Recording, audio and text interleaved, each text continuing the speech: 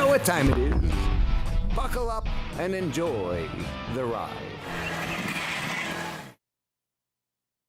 And we are live.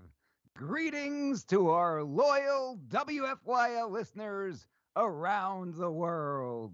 Welcome back to your Philadelphia live stream, only on the Freedom Station. I want to thank each and every one of you for tuning in once again, because you still have the right to hear and the right to be heard. Ladies and gentlemen, my name is Mike G. As always, with me are Philly Chris Russ, the producer, and Liberty Lee. And you're listening to Mike G in the Morning with The Law Matters. And you can listen to our program every Friday at 7 a.m. Eastern, only on the Freedom Station, WFYL. So let's be heard. I want to remind our listeners that you can participate in the free and open exchange of thoughts and ideas throughout the entire week by visiting MikeGinthemorning.com. What is it called, Philly Chris? MikeGinthemorning.com. That is MikeGinthemorning.com. So tell your friends, tell your family, tell your barber, tell your Uncle Jerry, tell anybody who listen. So check us out at MikeGinthemorning.com. You can listen to us live. You can check out our live stream. You can check out our YouTube channel. Don't forget to like our videos and subscribe. You got to click that little bell, otherwise it doesn't do anything anyhow. But check us out at MikeGinthemorning.com. I also want to remind our listeners that you can check out our powerhouse lineup here at the Freedom Station. We have got Ben Shapiro bringing you the Ben Shapiro Show weekdays from 3 to 5 p.m. We got Scott Adams coming at you with the Scott Adams Show weekdays from 9 a.m. until noon. And I want to welcome him to the Freedom Station family. We've got Michael Knowles bringing you the Michael Knowles Show weekdays from 5 to 6 p.m. I will tell you this. There's a little bit of a transition going on in the noon to 3 hour during the week. And the Freedom Station was kind enough to air the Mike G in the Morning program in its entirety from noon to 3 earlier this week. So you never know. You might be able to check us out on your lunch break over the airwaves of the Freedom Station in the greater Philadelphia area.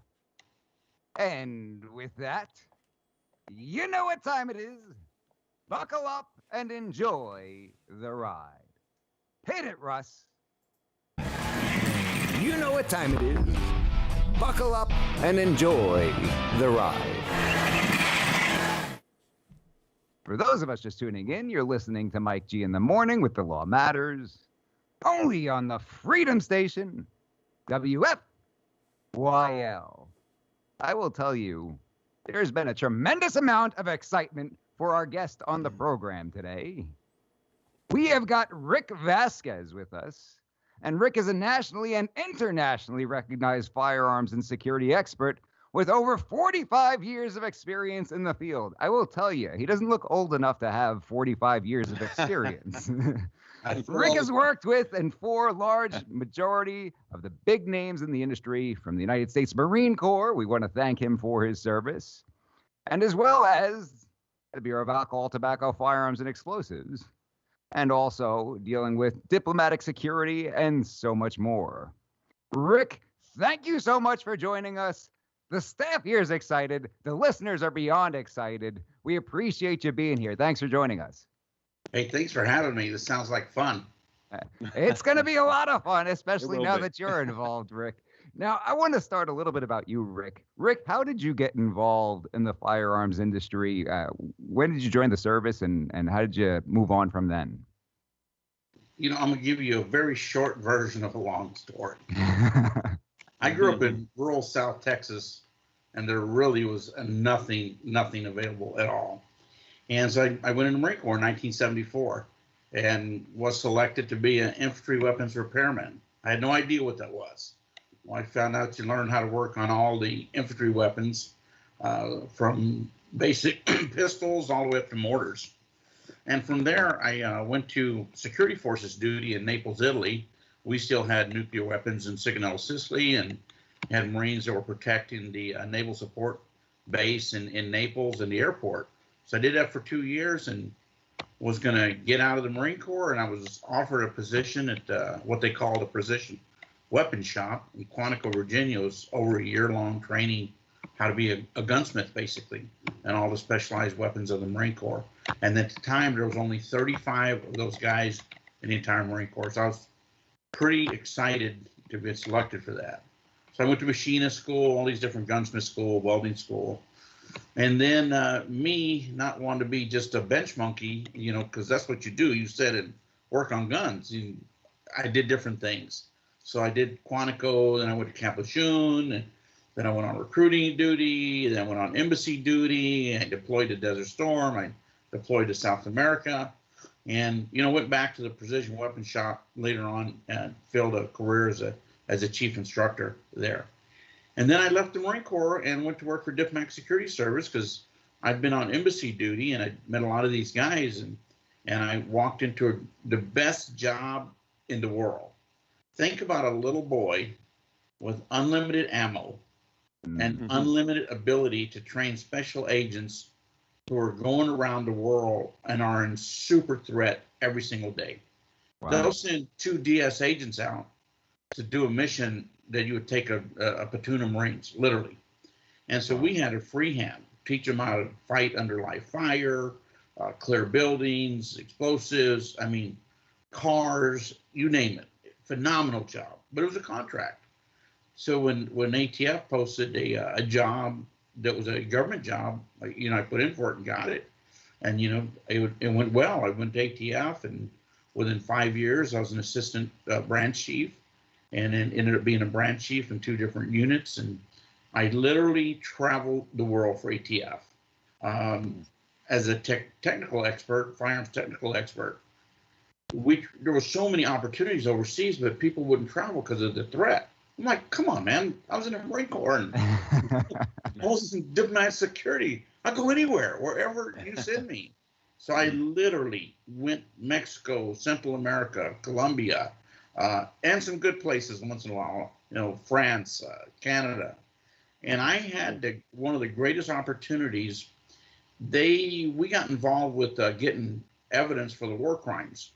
They had discovered all the mass graves and found the cartridge casings. And I went over and worked with a NATO team in Bosnia, and I literally fired every single machine gun that the Bosnian Serb military had, collected brass, brought it back, and they matched it to the brass in the mass graves.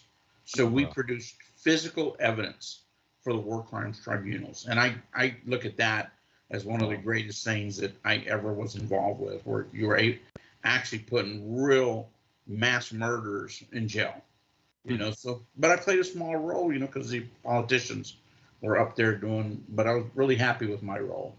And then I just decided, I did 14 years with the government. I said, look, I want to go on my own. So I went out on my own and started 2 consulting businesses, and you know, and it's going great. I got to tell you, the firearms industry is booming. The government is booming, unfortunately.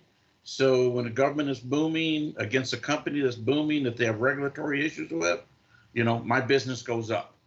Right. And I write, I do government contracts. I was doing a lot of articles, but I hate to say this, but it doesn't pay very well, so I quit doing them. A lot of time and not much money. I said, well, I can do something else. So, I got a contract with a government agency to rewrite all of their firearms variables. I won't mention the name, but so that's the things I do. I stay busy, and it helps keep you young. It keeps you moving. Absolutely. Rick, I want to ask you this. When you joined the service, had you already had an interest in firearms prior to that, growing up in Texas? You know, funny you say that. I always wanted to be a mechanic growing up. This is the 70s. You know, everybody bought a car for $300-400, and then you put more money than was worth into the car. And so everybody did that. So I was always tinkering. And, you know, I bought used guns, you know, what didn't have much money. So you bought something used and you tinkered it. I learned how to cold blue and learn how to do things like that as a 16, 17-year-old kid. I'll tell you a funny story. I didn't have a father, I had a mother. And I ordered a gun online through Montgomery Ward's. I was only 16 years old. So the gun comes in, and the guy calls me up, and he's talking to me on the phone. And he goes, "How old are you?" I said, 16. He starts, "What?" He starts screaming, where are your parents? So I had to get home my mother. We go down there. My mother signs for the shotgun. But this is Texas in the 70s. The guy's laughing. So, everybody duck hunted on the Gulf Coast. So, man, I had a nice duck hunting shotgun at 16 years old, and I'm out there, slaying ducks. That really was a different world back then, though, right? With that kind of a response. Mm-hmm. Yes. Nowadays, somebody would have tried to prosecute me and send me to prison for life. Absolutely. Right. Absolutely. The AFT would come after you. It's been renamed since you've left the bureau, Rick. Did you know that? Yes. Rick, side note, did anybody ever confuse you for a local when you were in Naples? Because you could certainly pass for one of my people, the Paisans. The Italian folks. You know what? Being this color, though, was very good traveling into Central America and Mexico, except I'm more beefy than most of the smaller guys. But you blend in a lot better, having a good color. And when I was in Naples, that was the best duty station in my 21-year career. When my wife and I were there, I was a sergeant. The cost of living was so low. I mean, as a sergeant, we were living in an apartment that had marble floors and overlooking a lake. It was Lago Patria. So we lived in a complex. You there? 76 or 78. Wasn't it a little dangerous there back then? I always hear it's dangerous, and it kind of just goes over your head. We were there when Aldo Moro was killed. They found him in the trunk of a car. The Red Brigade was going crazy. And communism they were trying to bring communism in. So we had like 120 Marines there. And 120 Marines, I hate to tell you this, that's a huge force. So if a Marine got beat up in town, the next night, 20 or 30 Marines would show up that place. So there generally wasn't much of a threat because, you do that 2 or 3 times.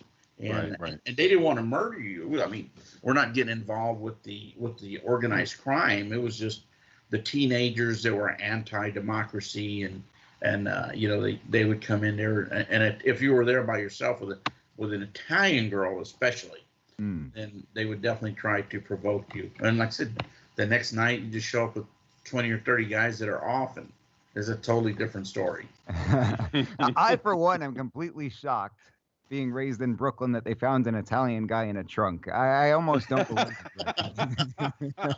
Surprise, surprise. Rick, did you say that the teenagers were anti-democracy? Is that what you said? Oh, yeah. When communism was really, really making a big move into Italy at that time in the 70s. Anti-democracy teenagers, that sounds kind of familiar. I don't know where I've heard this before. Sounds like Philly right now. It's that untethered, mind that hasn't developed, and let me jump in it and see if I can scramble it up. Absolutely. Yeah. For those of us just tuning in, you're listening to Mike G in the Morning with The Law Matters, only on the Freedom Station, WFYL.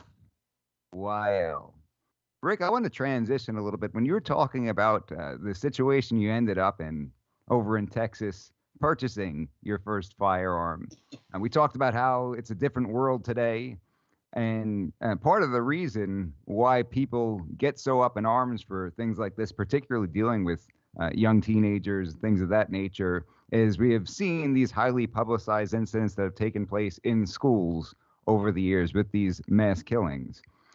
Part of what you do with your consulting is you solve problems and help prevent this sort of thing and help people prepare for these sort of atrocities. Isn't that true? That is correct. We do some active shooter preventative maintenance, for lack of a better term. And unfortunately, this is something that's becoming more common and more publicized as the years go on. And has this been something that's kept you busy over the last few years? Do you think people realize the importance of protecting themselves from active shootings? Absolutely not. people walk around town like sheep. And recently, and we just had this discussion. I did a blog for another company a couple of weeks ago. It's not active shooter that is scary to me now. It's the random shootings and criminals that are not being prosecuted. When you look at that, you're more apt to run into a shooting just driving down the road that has nothing to do with what they consider an active shooter. But in my mind, an active shooter is anytime there's somebody shooting a gun. But when you look at the DOJ statistics of active shooter, do you think they count what's going on in Chicago, Philly, Newark? No, those aren't active shooters. Those are Baltimore, right? Baltimore, Yes. Maryland.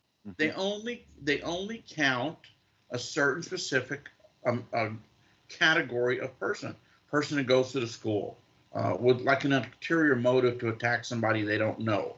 Well, in my opinion, every shooting where people are involved is an active shooter, and if they counted those as active shooters, we'd be into thousands instead of the 20 or 30 that they count for the year. A lot of times when these people walk around and don't realize the importance of protecting themselves and being prepared, like you mentioned, I think a lot of them take the attitude that, well, there needs to be a law that'll make all this go away. And if the government steps in and they make some law, it's going to protect me, and that's what's going to save me. So I don't have to take any personal responsibility here and take measures to protect myself. Do you think that's part of the problem? I think it is one of the biggest problems, and in reality, it's a complete reverse. The government is taking away your protection on a daily basis. When they quit prosecuting these people, and we all see it on TV on a daily basis, the walk-in shoplifters and the people who just break into cars, when they quit prosecuting, they're thinking of taking away your safety. So everything escalates. If I'm a bad guy and I get away with, let's just say stealing cookies from my mother, and today I took one, and Mama says, if you do something, I'm going to make you go sit in your room in the corner. Tomorrow I take 10, and she says the same thing. By the end of the week, I'm waiting until she takes them out of the oven, and I'm taking them all with me outside. This is the same. It's a very, very comical analogy, but that's what these criminals are doing. Uncle Sam is saying, okay, we're not going to prosecute you. We want you to have a second chance at life. Oh, I didn't go to jail. Well, tomorrow I'll escalate a little bit more. And so now we are so less protected in this day and age, because now you have the police officers says, I can't go arrest Rick because he's going to sue me. And he only stole $950 and he only punched 2 old men in the face. So they're not going to do anything to him. So we just let him go. But it's a lot less convenient to try to get to the root of the problem, whether it's through the criminal justice system or really bettering the communities, getting in there and promoting good values and things of that nature. That's a lot more difficult than going out on TV and saying, I'm going to ban all assault weapons, or I'm going to make magazine capacity restrictions, and that'll solve your problem. Then you can walk around and not have to worry about this stuff anymore. It's a whole lot more convenient for these politicians to do that, isn't it? I want everybody, when you get a chance, to read the minutes of the 1968 Gun Control Act. What we are saying today, what is in the paper today, is exactly what they were saying in 1968. Now, weapon systems have changed, ammunition has changed. It was predominantly revolvers at the time because that's what was common. But it's the same system. So in 1968, they passed some laws, the same, and believe it or not, Chicago is named in 1968. Imagine that. About that. Right. So the same cities are having the same problems. It's the same government agency saying, we're going to fix it by passing a law. And they passed a ton of laws. And what's happened? It's gotten worse. So the laws aren't going to save you. It's exactly like you said. We've got to implement this in young grades. Because when we were young, we drove around with shotguns and rifles in our cars. And nobody ever heard of a shooting. I heard a lot of fist fights. Growing up, you had that fist fights, but Trunks I were had a more dangerous gentleman- back then. Trunks were. Trunks are more dangerous, right? I had a gentleman tell me he lives in Pennsylvania now, came out to one of my gun law seminars and said, Mike, I grew up in Louisiana. During hunting season, when I was in high school, every single truck in that parking lot had a firearm, and nobody shot up the school. He said, what that tells you is that access to firearms is not the problem. It's never been more difficult to get a firearm in this country than it is right now. It's not like it used to be really hard and now it's just easy and anybody can get one. It's only gotten progressively more difficult. And I'm scratching my head over here, Rick, because I'm baffled. I can't understand this, but are you saying that there's a possibility that gun control does not cure murder? Is that what you're saying? I put it to you in this manner. I hope and I believe that all of us together right now are not prohibited. We could buy a firearm. And when I used to do classes to these foreigners overseas, I hate to use the term foreigners, but they are, I would ask them a question, because I always asked about the Second Amendment, always asked about it. And I would say, just close your eyes and dream about a firearm you would love to own. Even if you don't like guns, just think about it. I mean, just think about maybe owning a cowboy gun like John Wayne. I would ask him something like that. So I said, if you were allowed that firearm and you woke up tomorrow, would you join the cartels? And man, they'd get mad. No way. I said, thank you. We buy firearms. I'm not going to join the cartel tomorrow. I'm not going to go to Chicago and start shooting up kids, or Washington, D.C. or Baltimore. None of us are. So all these laws do is affect us, because you know why? We follow the laws. So if the law comes up and says, Rick, you can no longer own an AR-15, I'm going to be madder than hell, and I'll probably have 500 or 600 buried. But I'm going to follow the law. Good answer. And I'm not going to go and violate the law, but because that's what we do. But the criminal does not. Right. Excellent point. For those of us just tuning in, you're listening to Mike G in the Morning with The Law Matters, only on the Freedom Station, WFYL. Russ, why don't you go ahead and get that mystery guest on the line with us? I want to bring him into this conversation. Got a little bit of a surprise for you, Rick. Throwing it out Is it there. a cartel member? It's the guy in the trunk. We found him after all these years. He was in the witness protection program, apparently. He was in the witness protection program. We got him, though. Russ, so if you'll get that mystery guest on the line, we'll bring him into the conversation. But, Rick, I want to delve a little bit further into security consulting. I understand that this is something that has become more and more active because it's necessary within the last few years. And I want to talk a little bit about how you go in and help these companies, these agencies, these entities, and doing so. Before we do that, it sounds like we've got our mystery guest on the line. Mystery guest, do we have you? You do. Ladies and gentlemen, attorney Gilbert Ambler is on the line with us. Gilbert actually introduced Rick and I quite some time ago, so I figured I'd bring him on into the party. For our listeners who are unaware, Attorney Ambler focuses on constitutional issues and criminal defense throughout Virginia and in central and western Pennsylvania. For you U.S. Law Shield members, he is the Western Pennsylvania program attorney. I tag team Pennsylvania with Gilbert, been working with him for many years.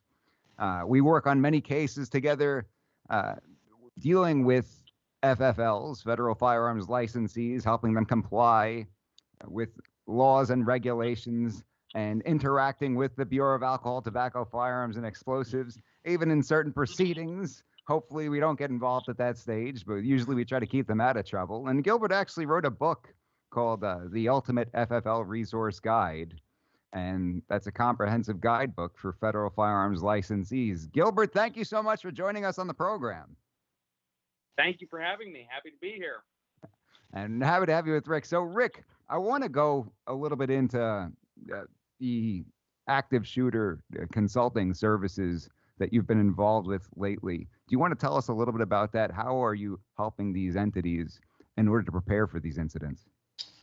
Well, I have a very simple guide. It's like 6 points for the common person. Because one of the things that you realize is people's time to them is valuable.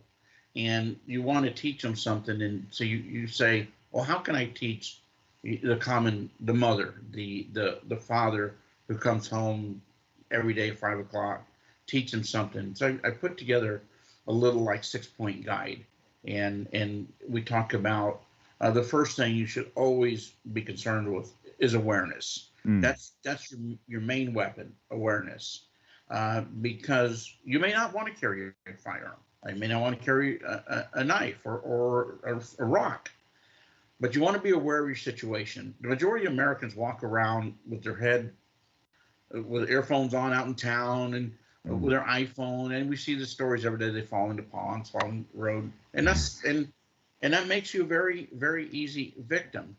And so we talk about that security, hardening your house. I always like to use the term about an alarm.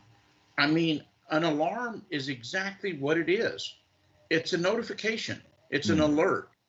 That alarm's not going to pull a gun when somebody breaks into your house with the alarm screaming and kicking you down the stairs and getting ready to kill you and your children. The alarm's there is just to notify you that somebody's coming into the door. And what is the response of law enforcement nowadays? I mean, depending on where you're at, it could literally be an hour. I think it's probably longer in the city than it is out in the rural areas nowadays because traffic and lack of police officers even working. So we talk about that, hardening your home, teaching your children to be aware. You know, create some type of code. If somebody breaks into your house, how do you get out of your back room? Do you know how to leave your windows, your door? Do you know where your neighbor is? Do you know a phone number? All these different things that are very simple that we think about on a daily basis. I travel a lot. When I pull into a hotel, I generally drive around the hotel if I'm in a car. And then I go into the hotel. I remember which direction I went to my room for the simple reason that's so simple. When you step out of your room and if you have to run, escape, and evade, what if you go the wrong direction? Sure. You know, where's the stairway? Where's the elevator? How do I get out of here? And just simple, when you stand at your door, do I go to the left or I do go to the right? Little simple things like that. We go through this whole process. You have garbage, you know, all this beautiful growth around your house that anybody can crawl underneath and just get up and look into your window. Who thinks about that? They don't think about it, but the criminal does because it's his job. It's his job. In the last program, I talked about home invasions. They are on the rise in the major cities, and these guys know what they're doing. And when they come into your house, they don't say, excuse me, Mike, do you mind if I take your wallet and take your TV? They go through the door, they beat you to the ground, and if they kill you, they don't care. They have to kill your children, they don't care either. But every day when they wake up in the morning, they don't say, what am I going to wear today? Who am I going to interview today? What type of paperwork I have to get done? They say, man, I haven't stolen anything. I'm out of meth. I'm out of this. I need to go steal something today. And that's what they do. And they scout out the area and they're going to attack you and they're going to win. Get some type of training. There's a lot of stuff on YouTube that if you're going to go through YouTube, you better dissect it. Right. You know, you can't take a person right off the street and take him to the range and make him a special ops guy in 1 hour. It just does not happen. Don't pay the $45 for the 25-minute class because it's not a class. That's you giving somebody $25. Take the time, 8 hours, 16 hours, spend the money, break up the time, find you a real instructor that starts at A, and when you're finished, you're competent. And I say competent. You're not an expert yet. You're competent. Sure. And hand-to-hand fighting. I'm trying not to laugh. One of the guys interjected this, and he starts talking about teaching females, I hate to say it, hand-to-hand fighting. And I looked at him. I said, you know, I don't want to take your thunder away. I said, but these guys on the street fight. They fight as a profession. They've been hit in the face so many times, they can't count it. And you're telling this 90-pound young lady that if she learns these kicks learns these chops that she can take this guy down. I said, no. I said, look, I worked longshoreman when I was 17 years old. I brawled my whole life. I was almost removed from Marine Corps recruit training for fighting too much. And that's I can talk to you about brawling. I know these guys on the street. What I've met some bad guys in my life.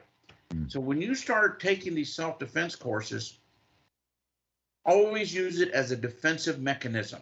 How can I use this to get away? Right. Throw a kick, throw a slap, and run. Because you are not going to beat up this guy. I don't care how small he is, because he has the experience and he wants your wallet. You just want to survive. So we go through all these different things. And then you talk about corporations, companies. We can bring an SOP and put it together. We can do assessments of your facility, tell you where escape points are, where do you park your car. You can't carry your gun in. What do you do with your firearm? Put it in your car, park it to somewhere where you can get away. Where's, like I said, once again, where the escape route, and fires. No one ever thinks about fires or first aid. One of the things we talk about is just learning how to put a pressure bandage on or a tourniquet. If Johnny's got a little boo-boo and he's crying, we don't care if you can put a Band-Aid or not. But if he's got a hole in his leg, right, and if you can wrap it up and save his life, he may lose his leg. But if you can tie off that blood and make him survive, then he's going to live. So that's what we talk about, different things, just covering it real quickly in a nutshell without giving you all our secrets. Sure. And if they want to learn more, they want to get involved, Rick Vasquez Firearms.com, is that where they need to go? RickVasquezFirearms.com and ActiveCrisisConsulting.com.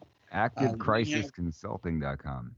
We have a whole group of special ops guys, retired diplomatic security agents, of course, retired Bureau of Tobacco and Firearms agents, where we can come out and do training, and we can come out and provide security, travel overseas with clients. We can do the whole thing. I do have one more question, Rick. You mentioned that you should have a code when you're preparing for these situations. Do you mean as in you should have a plan, as in what's going to happen when this stuff happens? Or do you literally mean a code word like, if I say zucchini, then it means it's going down? Well, I think you should have some type of code, and it doesn't have to be a word. I mean, if somebody kicks your door in, it could be, get the F out of the house. Right. Something. If you hear daddy and mommy screaming in a certain tone of voice, don't walk into the living room or bedroom and say, what are you doing, mommy and daddy? Yeah. Get the hell out, because that child's going to be an asset now. They can get out of the house, they can go to the neighbor, and that might stop the attack. Sure. I've got dibs on zucchini as the code word if we are talking about this stuff. Zucchini. Well, they may all run because they may think you're cooking zucchini. Right. Like, this guy's crazy. Let's leave. Zucchini. Right. But security and personal security, this is a huge picture. There's so many different angles. Church security, there's so many different things. We provided some written, anytime a church asks us, we do it for free. Provided some written documentation because churches that wanted some help were far away. So we gave bullet points, find somebody in the church, law enforcement, military, to go through these bullet points and help you out. So help me out on that website again, Rick. I want to get that out there, make sure everybody heard it.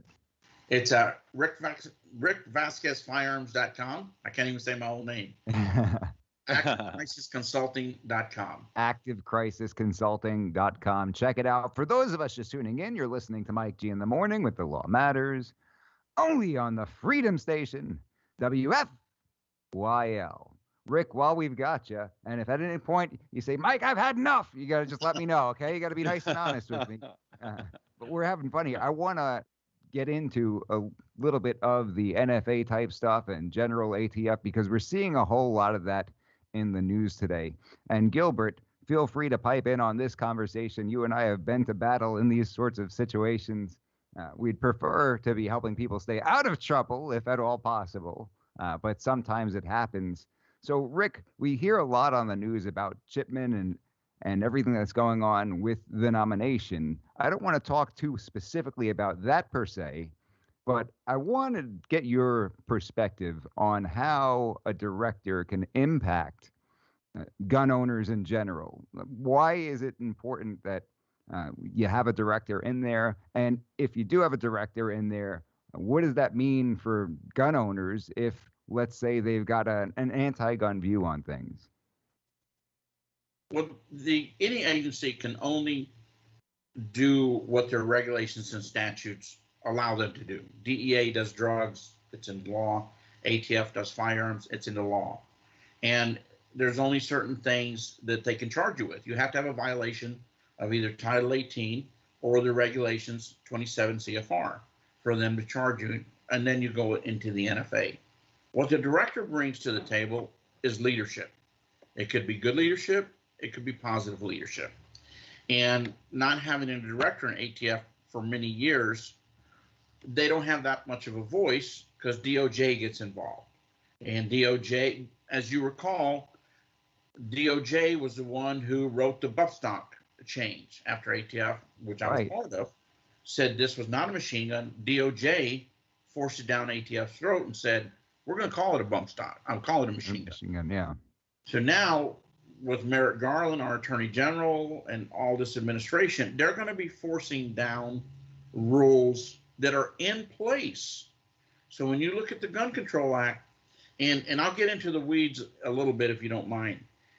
Anybody who's a federal firearms dealer has what's called a firearms regulation guide. It's a white book, half-inch thick, and that's set up in sequence. 921 is definitions. 922 is unlawful acts. That's simple. It shall be unlawful. If you violate anything under unlawful acts, that's a felony. So then you go into, after 922, 923 is licensing, 924 is penalties. So you can look at 922. If you violate this, it says under 924, I can get 10 years in prison. Wow. How about let me violate 10 more. So all the ammunition is right there. So if the DOJ tells the director, I want you to enforce every violation that comes up, they don't have to look for anything else. You guys have seen some of these people out there that you work with, and they're not very cautious when they're running a business. Right. And they have enough violations. Now, the law also says it must be willful. So if I accidentally do something, when they start trying to prosecute you, the U.S. attorneys have been very, very forgiving to the gun owners. But now we have a change in U.S. attorneys. Now we have Biden's U.S. attorneys. So they're going to be the ones that are saying, well, I think we are going to prosecute this. Right. Our threshold is going to go lower. So when you look, and I think, Rick, this is Gilbert jumping in for a minute, but I think something that we've seen in the past, and I think you've probably seen in some of the consulting you've done, is to prove willfulness, they'll set up a sting type operation. And so it's not always just this passe type stuff. If they think somebody's doing something wrong, the ATF will set up, and they'll work with local law enforcement to do it, but they will set up a situation to help them prove the willfulness. Well, guys, it goes further than that. Whenever you get inspected or whenever you get a license, you sign a paper that says, I understand everything that you just gave me. So when you get all these violations and they go to court, they go, oh, Rick, just 2 years ago, you signed this. They sat with you and gave you at the most an hour and a half instruction. When they take a 9-week course, several years of experience, and then now the poor little gun dealer has come down here and accidentally done some things, and the U.S. attorneys and ATF has been very forgiving. But Biden said this on national TV. There's not going to be that much forgiveness anymore. They're going to go after gun dealers that violate anything in the Gun Control Act or the National Firearms Act. And I think that's a way to try to thin out the herd. And when you're dealing with proving willfulness as an element, for them to at least proceed and move forward and make somebody's life miserable, you don't need to have a whole heck of a lot there. We see this on the state level a whole lot when it comes to people providing the wrong answer on a 4473. Now, the law says if you do that knowingly and intentionally provide false information on a 4473 at the state level, then that's a felony in the context of a firearms transfer. But as a practical matter, what we see happening in Pennsylvania is anytime somebody gives a wrong answer, they jump to the conclusion that they knowingly and intentionally provided that false answer. And so now this person's being charged with a felony. They've got to defend themselves in court. Their liberty's at stake. They've got to spend tens of thousands of dollars. And a lot of them, for practical purposes, end up taking a plea to unsworn falsifications just to get out of there with a misdemeanor and make it as cost effective as possible. There's a discretionary sort of aspect to this because the law says what it says. But if you're going to move forward with a limited amount of evidence, that has a serious practical impact, doesn't it, Rick? It does. And I really like the way you worded that. If you go into a gun dealer, you do an inspection, and every day he has these violations, you know he's up to no good. Right. I mean, most people aren't that dumb. But if you find the guy you did an inspection and you find over a series of 3 years, he had 3 or 4 violations that actually could rate a felony, but he literally did not know he did them or didn't understand it. Because most people in the firearms industry only know what they know in front of them. In other words, I only sell shotguns, rifles, and pistols. So I understand how to sell a shotgun, rifle, or pistol. I still see today where people still misidentify. Under category, it says rifle. It's supposed to say rifle. They put lever action. You know, there's only so many categories that are supposed to be an identification. And people today are still doing that. A shotgun, they put double barrel. You know, no, you're supposed to put shotgun, not double barrel. Little simple things like that could, even though you can, and the whole foundation of the Gun Control Act is to trace firearms. You can still trace the firearm because he's got everything correct, but it looks like a mess. So he's an administrative nightmare. And if he did this for a whole series of events for 3 years, God, he could, when you look at his inspection, he could have like 200-300 violations. And when you say, oh, the guy had 200 or 300 violations, you think, oh my God, this is, you know, the second coming of Al Capone. Right. And in reality, he's just a numbnuts who was putting the wrong thing in his book. Right. Exactly. Now, Gilbert, you co-authored your book because you obviously saw there was a need for this type of thing. And you have a bunch of knuckleheads out there doing the things that Rick's talking about. What kinds of measures do you think are important to put into place at the outset so people don't run into these problems?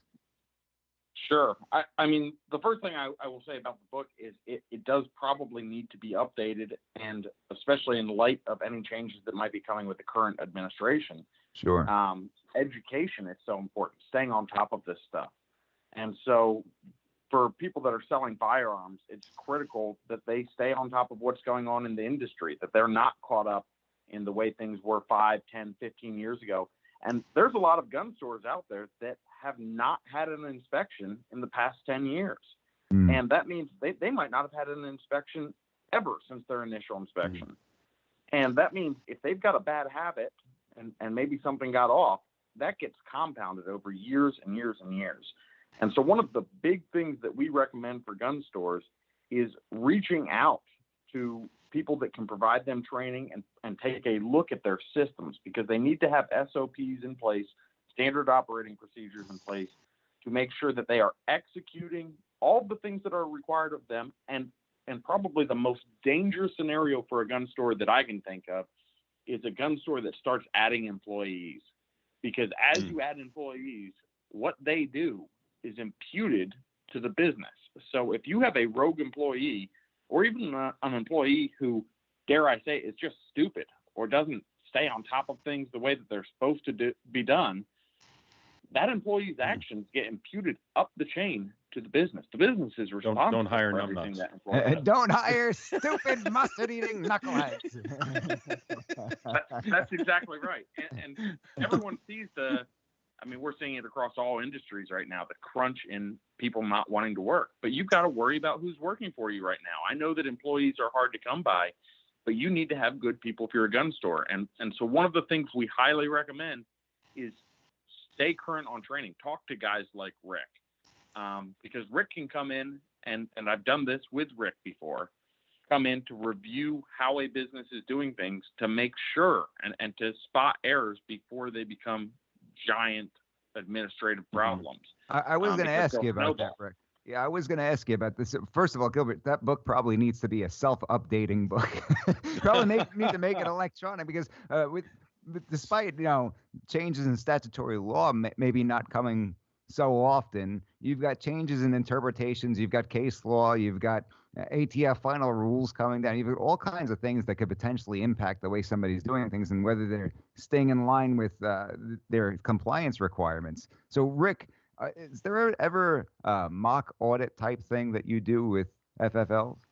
I just got contracted to do one today. But one of the things I was really hesitant on doing is online training. And I'm doing my first online training next Friday. And Gilbert and I have been talking about the basic firearms dealer. Guys, when you start getting into manufacturing, the NFA, what is a silencer? What's not a silencer? What's a machine gun? What's not a machine gun? Now you're really getting into the weeds. And everybody wants to make a dollar. So they get their special occupational tax and they start selling firearms, they start renting firearms, and bless them. That's what you're there for. You like guns, but you want to make a living. Those are the things that will really, really get you in a heap of trouble, as he used to say. So if you have questions on manufacturing and the NFA, I've written numerous SOPs, ATF rulings on what manufacturing is, and no one knows this. The inspectors, when they come out, they don't know it. So, and I hate to say it, but I know it probably better than most people because I lived it and wrote it and studied it.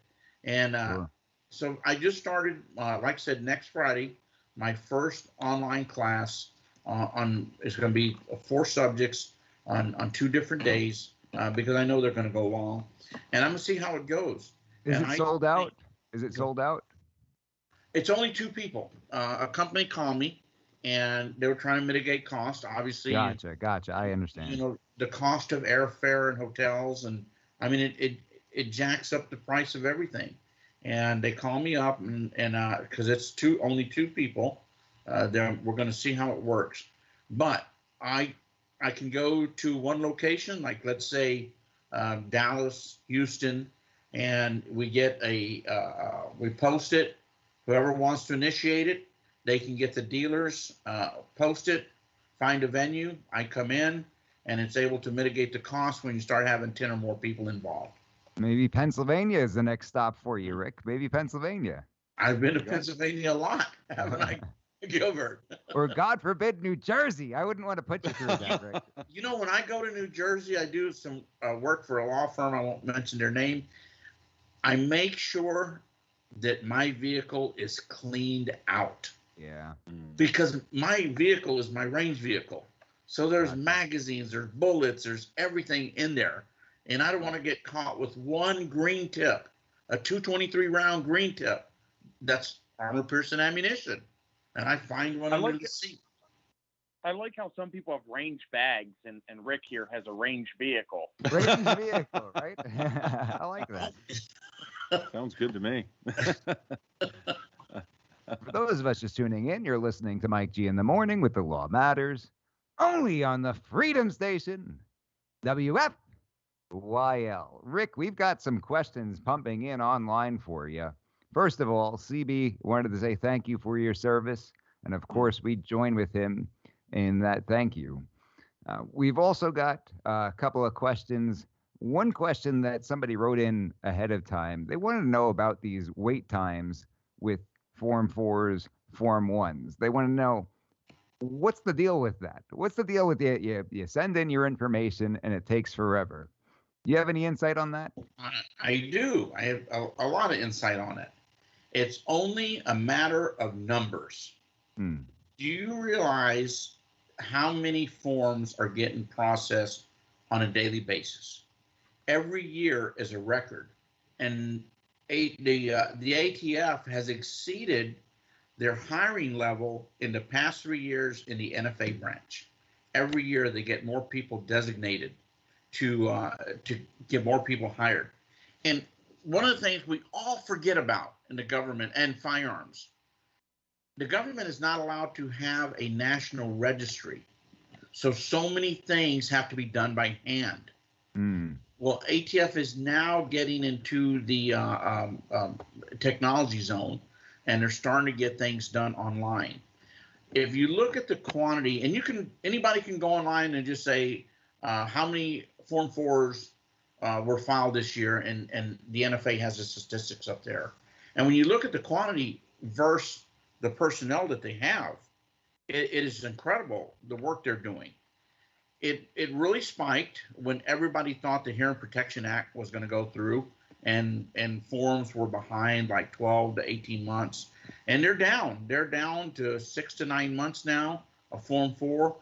Once they get the Form 4 electronic, it's almost there. It's almost electronic. You know, the Form 3 is dealer to dealer, Form 5 is law enforcement, Form 4, that's a tax transfer. So somebody sent money in, an individual like us is buying a firearm. Those are the ones that take the most time. The money goes to a bank. ATF can't receive that money. It sits at the bank and gets deposited. So then your form gets sent to ATF. So you're already behind 1 week from the moment you send that form off. Right. You're behind 1 week. So now that they've got a barcode system, it comes to ATF, it gets coded, it gets into the system, and gets assigned to somebody. If you ever have the chance, and hopefully you guys will have the chance one day, to go in and into the NFA and see the boxes that are stacked up of forms that come in. They have to catalog them. Remember, this is a piece of paper that comes in, and it comes in with all this information, and when they come in, they get coded and filed in a box, and it gets assigned to me. So I look out there, and there's 75 boxes, and it never goes down.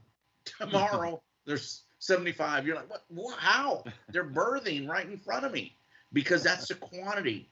Once all these young veterans came back and the internet was active with short barrel rifles and silencers, when I was growing up, I thought if a person owned a silencer, he was truly a super spook. This guy was some type of James Bond guy.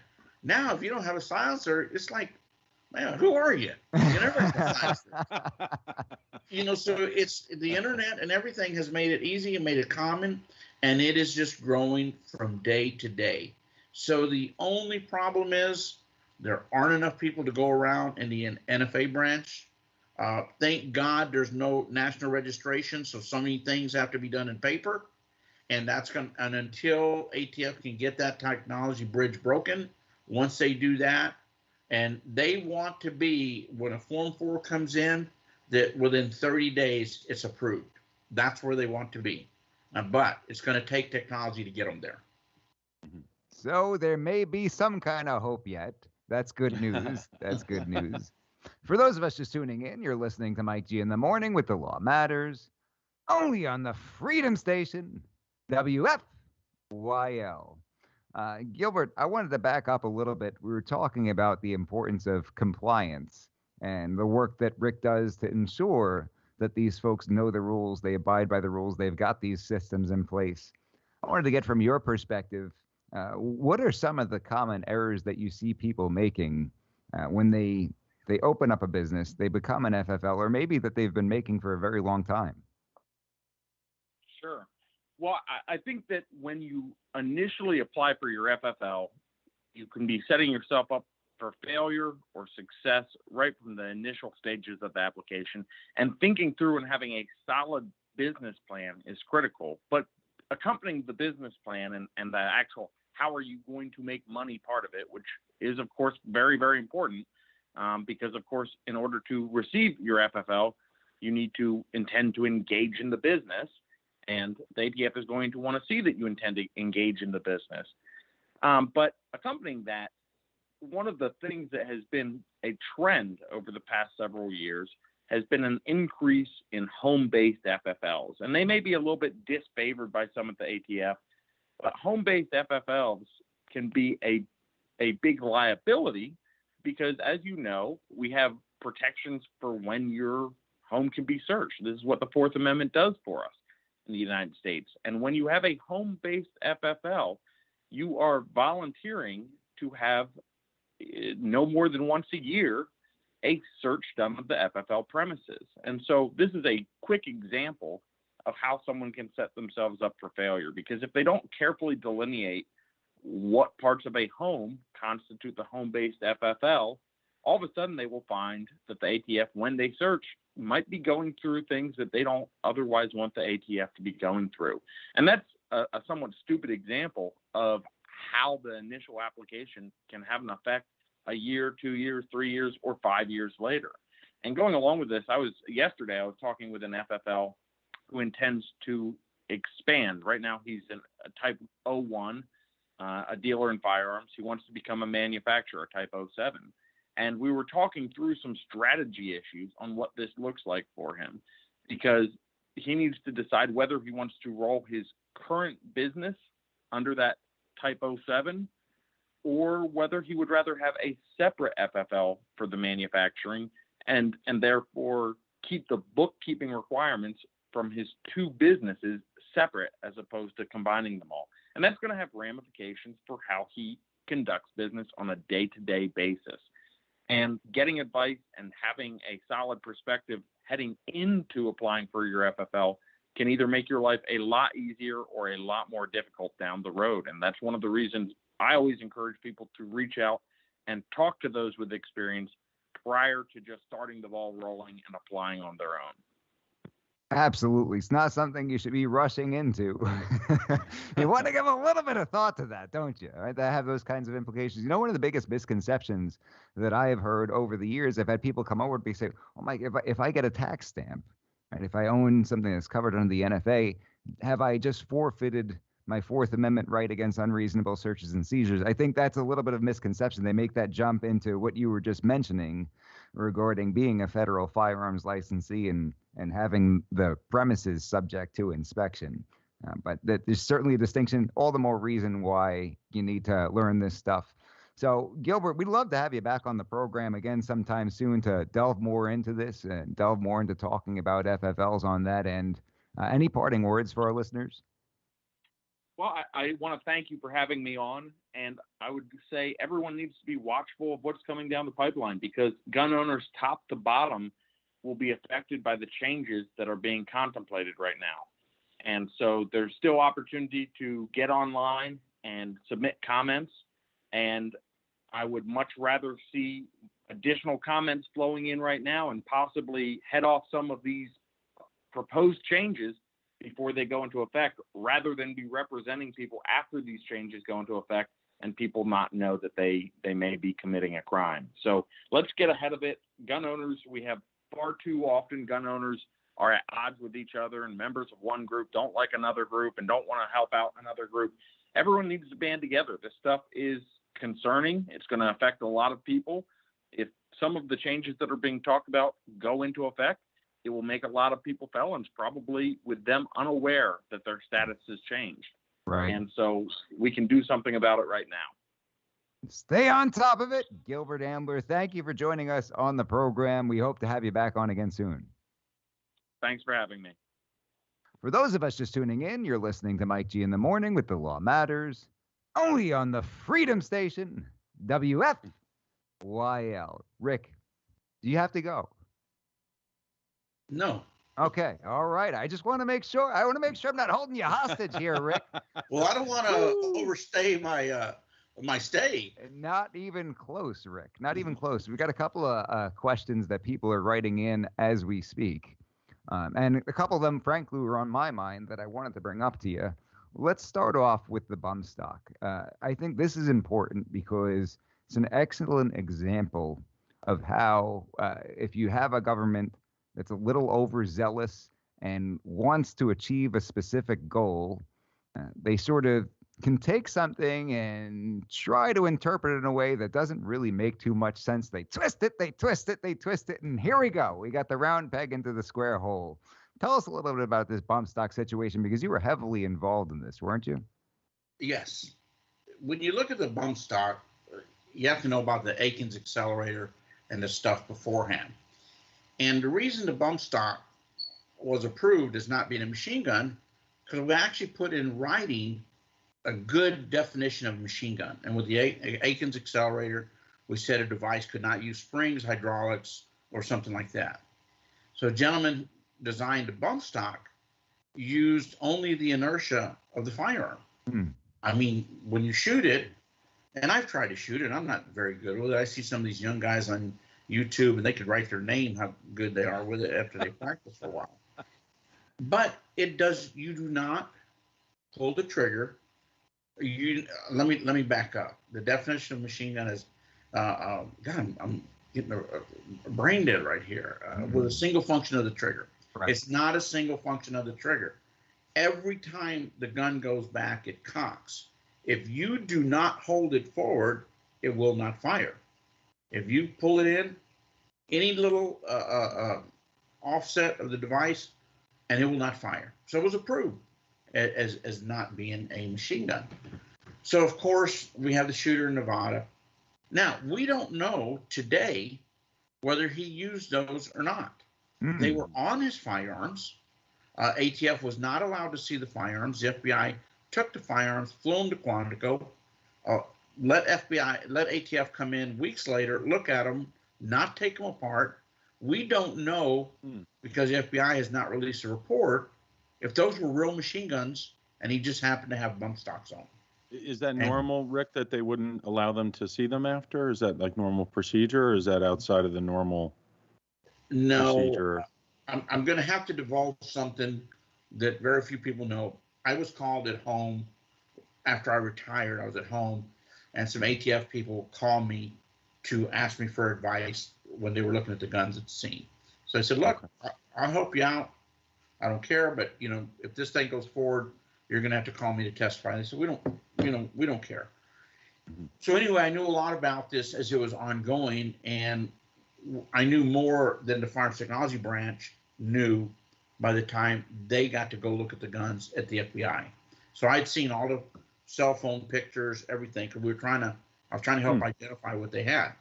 There was a fight, and ATF was kind of kicked out, and which domestic terrorism. So FBI has, they're the big dogs, so they can do what they want to do.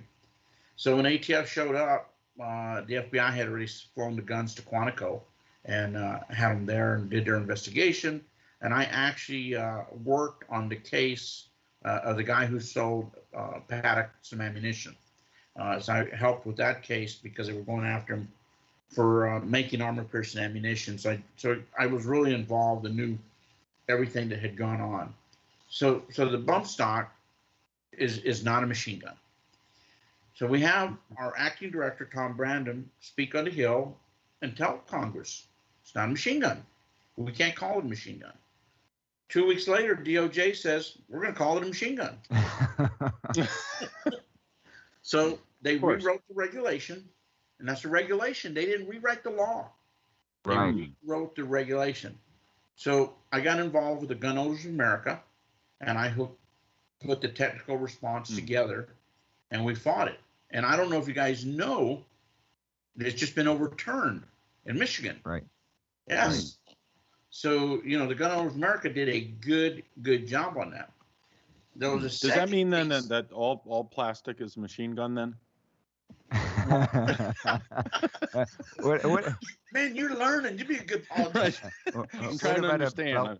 What about a belt loop? Is a belt loop a machine gun? Right? Sorry to interrupt. I'm trying to follow the logic. And I'm proud to say there was going to be a case in Houston, and they called me up on a bump stock, and they wanted me to come in and testify.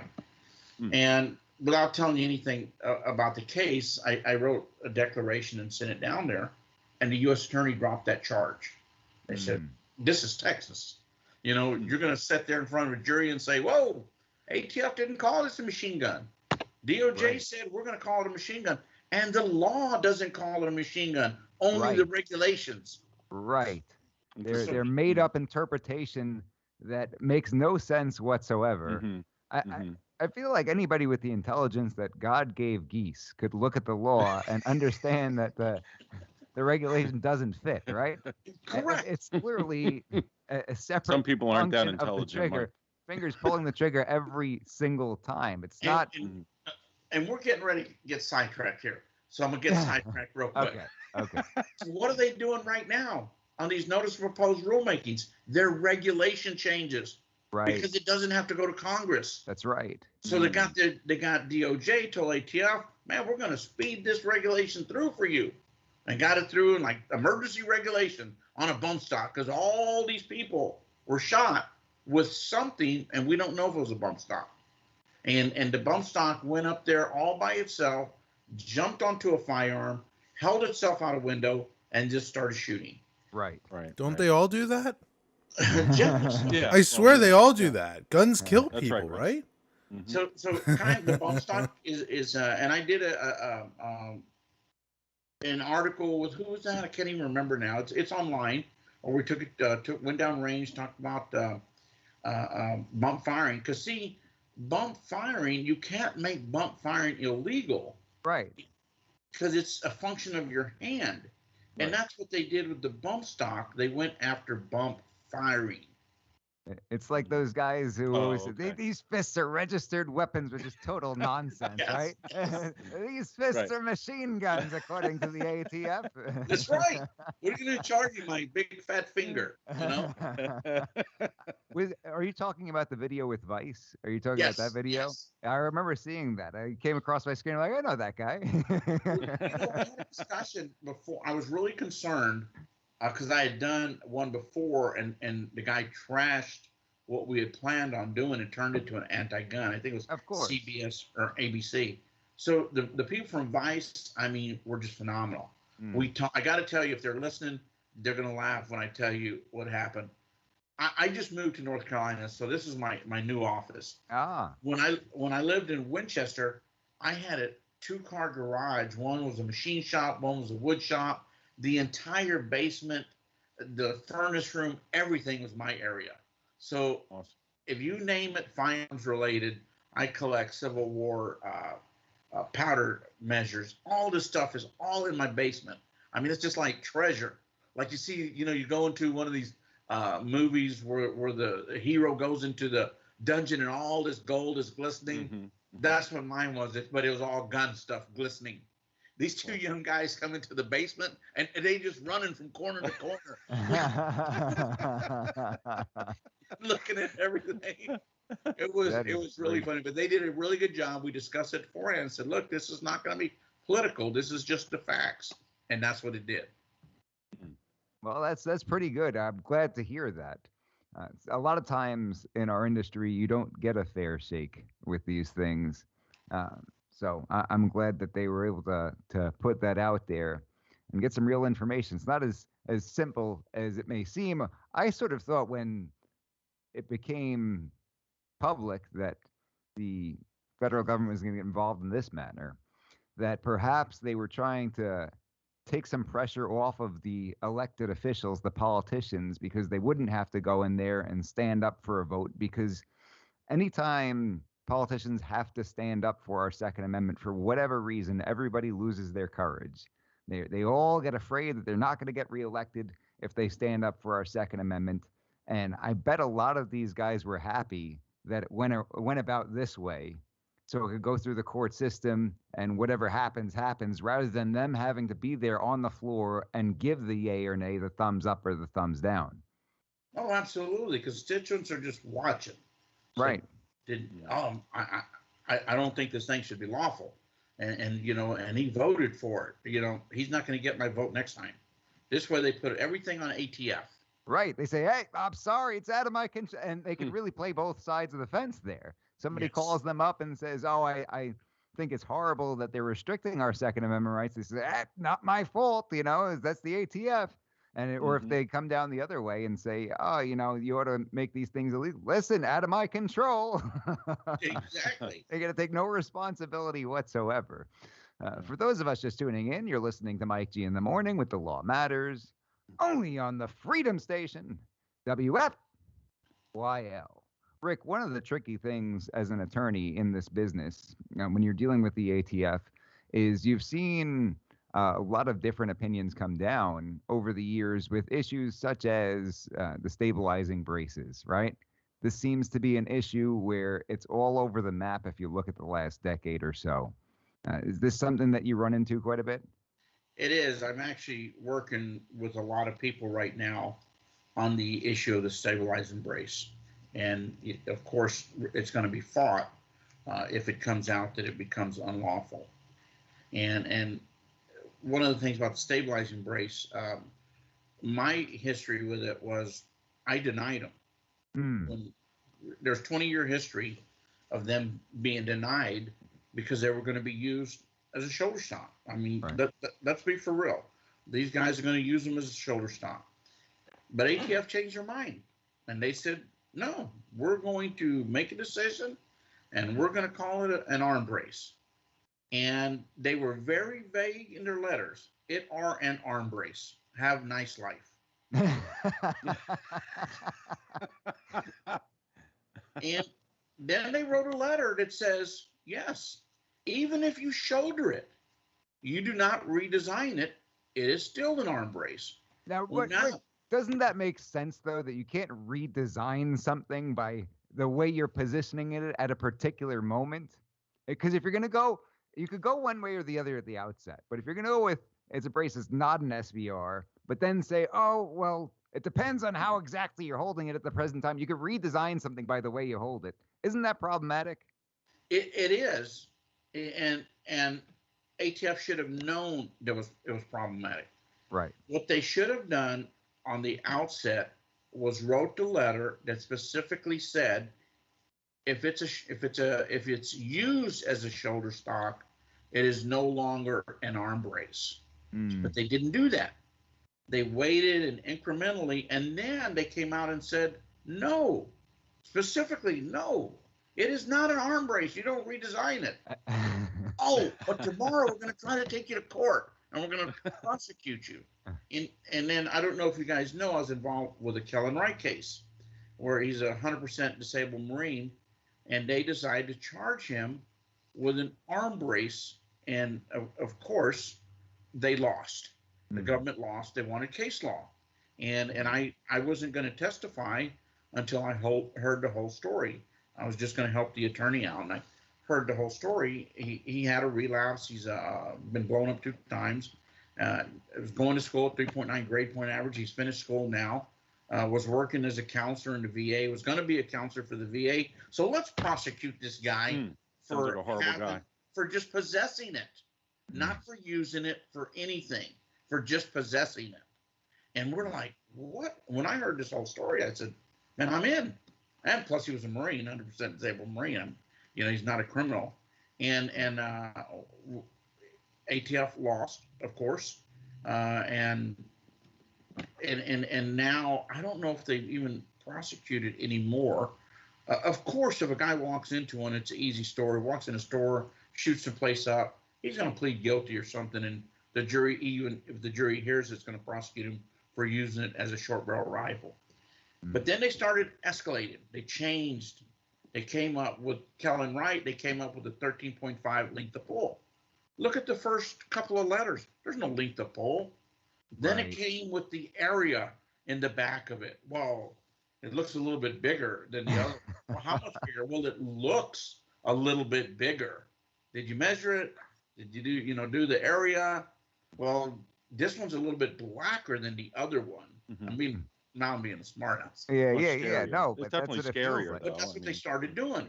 And all of a sudden now, you get a letter back from ATF that says it's been denied because the length of pull was, 13 something inches. And what was funny was they got the length of pull from the NRA guidebook. Wow. And the NRA guidebook says most rifles have a length of pull of approximately 13 and a half inches, and they turned that into a law. And so that came out in the trial, that there's no such thing. ATF has never pulled up the NRA reference guide. So this is how bad it has gotten with this arm brace. And so now it is the crime of the century to have an arm brace. And I think the regulation is going to stand. I do not think that they're going to back down. I think there's going to be a little bit of more wiggle room added to it.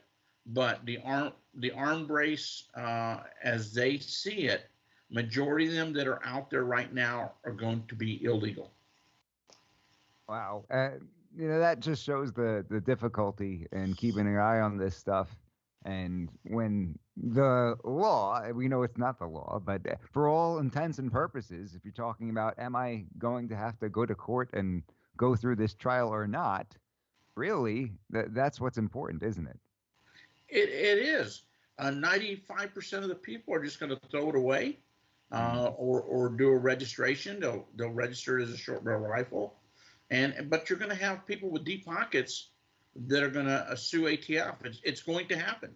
And there's people out there that have the money to do it. For those of us just tuning in, you're listening to Mike G in the Morning with The Law Matters, only on the Freedom Station, WFYL. Rick, that question came from Sean Durso on the chat. He's got another question. This is a good one, and I think it falls along the same lines. He wants to talk about homemade firearms. And this is another thing that we're seeing become very popular with this administration. Well, I don't know if you saw what I was invited to speak in front of the Senate on this. Right. And I put together a lot of talking points. So I can have this pretty good in my mind. So I know what he wants to say. All right, go ahead. Let's let Rick roll. Okay. First, let's talk about, are homemade firearms legal? And the answer is yes. The other question is, do homemade firearms have to be marked? And the answer is no. Title 18, Section 923I says, licensed manufacturers and licensed importers must apply a unique serial number to a firearm they make or import. I'm not an importer. I'm not a manufacturer. I'm an individual. I can make all the homemade firearms that I want. Now, let's talk about parts kits, because this is what this is about in 80% receivers. Right. So I buy an 80% AR-15. I've got my little toolkit, and I make my AR-15. And I don't like it. For some reason or not, it's my first one. And then just the machining isn't that good, but it shoots. So I sell it. I'm not required to market. I'm not required to do anything. I can sell it to anyone. What the new regulation wants to happen is, if I sell it to someone, I have to go to a gunsmith who's pretty much worked or registered with ATF with serial numbers, and then he will put a serial number on it, and then I can sell it. I can't even take it to that gunsmith to get work done to it unless I get a serial number put on it. But if I just make it and don't tell anybody, who's going to make me mark it? So I buy a set of parts, I buy an 80% receiver, I buy the toolkit, and I make 20 of them. And no one knows I made them. But I want to sell them to the local drug dealer. Do you think the drug dealer is going to say, hey, man, I'm not taking those until you go get that serial number put on? Yeah, you didn't mark it. Right. So, remember, Rick, I do want to toss in something. We're talking about at the federal level, perfectly legal, because some states will have their own laws restricting your liberties. New Jersey, for example. But yes, at the federal, I just want to clarify that so we didn't have some knucklehead from New Jersey watching this and go ahead and get himself in trouble. I'm glad you said it. You got to follow state law. We even talk about that when we talk about active crisis, because concealed carry, and I am not going to go into San Francisco and be attacked by 10 people, and I'm not going to shoot them, because then they're going to be the victim. I'm just going to let them beat me up and hopefully walk away. But if I'm in Texas or even Virginia, North Carolina, if somebody attacks me and I feel it's a deadly force, you know, as we say, shoot multiple shots until the threat is over. That could mean putting 2 magazines in them, whatever you need to do. But that's what people need to do. They need to understand their state laws, because the federal laws are fairly easy to understand, much easier than the state laws. So if they do ultimately end up getting a hold on these 80% low receivers, they want to try to classify them as firearms. Where does it end from there? Does it become 79 is okay? As long as it's 79 and then you go down to 78? Where's the line? Well, see, it really doesn't matter anymore because you can't regulate technology. You've seen the kits that you can buy to finish off one of these receivers. So even if they say it's a 50%, the kit still tells you where to cut it. You just have more material to cut. I mean, that's the bottom line. Right. So you still put it in your little kit, and you just say, well, hell, I'm going to take me 45 minutes to mill out this instead of 25 minutes. You just have more material to cut. The only thing is, if you have a solid casting with the magazine well and the buffer tube screws, those are the only things, 2 things that are hard. The rest of them are so easy, it's unbelievable.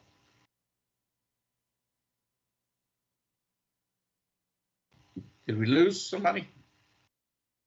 You good, Mike? He's frozen. Oh.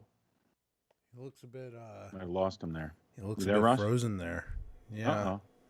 Uh-oh. Mike, what will it wake him up if I tap on the screen? Is it like a fishbowl? Little hey technical Mike, issues there, right? Mike. That's okay. I hope I'm not making him deaf.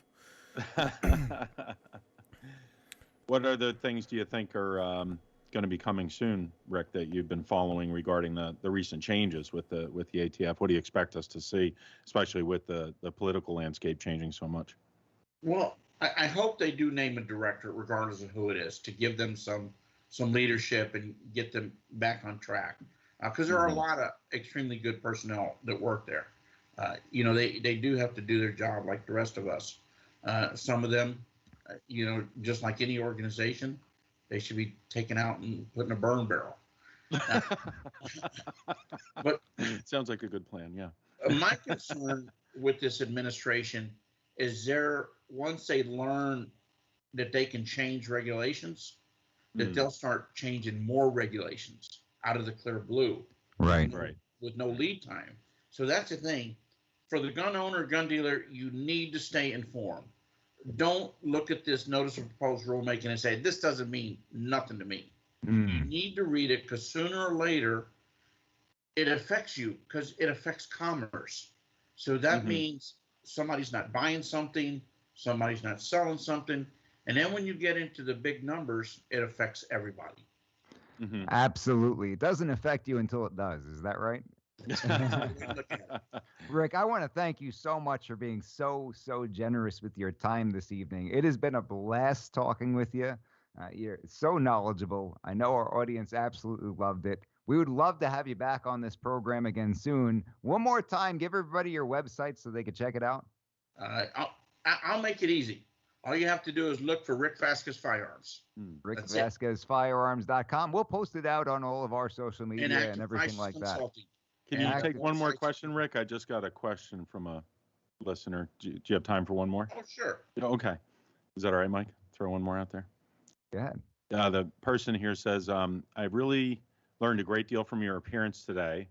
With your time in the Marines and your robust experience as a consultant who has traveled the world, have you been following the UFO phenomenon and the Pentagon's recent acknowledgement of UFOs?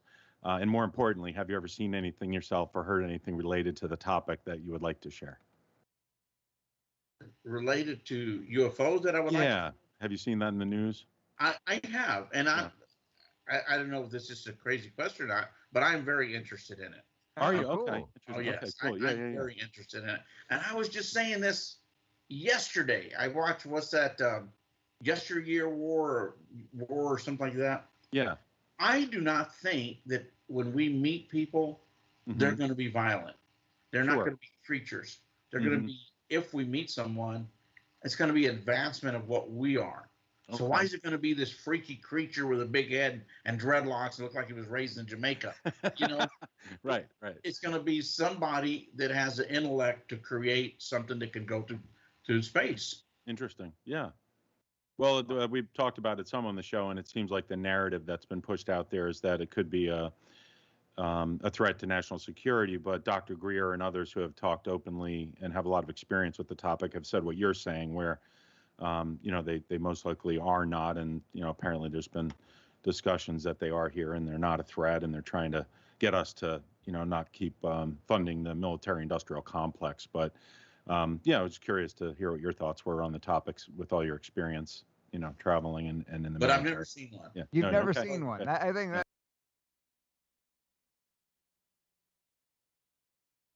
Oh my.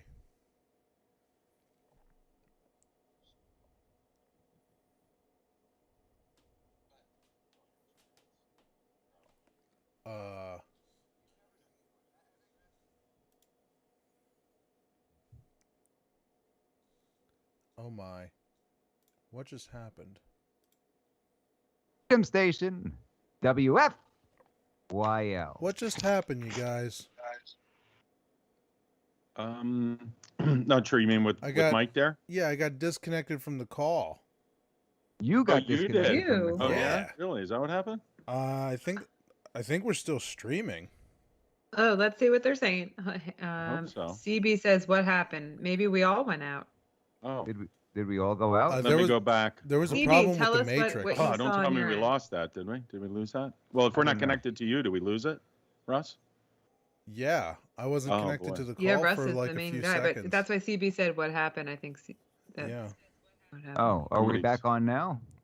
Yeah. Andrew says the aliens kicked everyone off.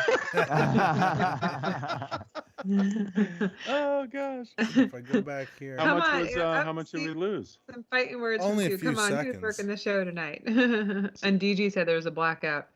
Things are getting crazy. You guys can hear us, CB. You can hear us now. It looks like, Let us Yeah. know if you but can nothing's hear on the screen. well, Can I- hear all of DG you, says even can- Russ. Even Russ, unfortunately. That's DG weird is how that trying to kinda- not hear Russ. You know? Why don't you Yeah. get Rich Roberts going? Chris, take over for yeah, a moment. what is Sure going thing. on? Sure thing. You guys, whoa. All right. Okay, Let's I speak knew the amongst alien ourselves. question was going to come from you, Did- Philly, Chris. yeah. How did I know? That was from one of our loyal listeners. I'm also a loyal listener. AKA Philly Chris. That's right. That's right. But I, was think it wondering was where you were interesting to reading hear that what he from. shared because he's a incredibly intelligent individual and he's had experience in the military and I think what he said is pretty meaningful regarding the topic because most likely if there are other folks out there or intelligent beings and they're further along than we are, hopefully they're at a higher level of consciousness and they're not so driven by the things that us people here on Earth are so consumed with, money, greed, war. We need to find a way to get past that, in my opinion, and we haven't done that yet, but we'll see what happens. So Well, I think Yeah. did Mike leave on purpose that time? I don't think so, but And he it might have worked out. taken Yeah, quick it all break. worked out. Yeah.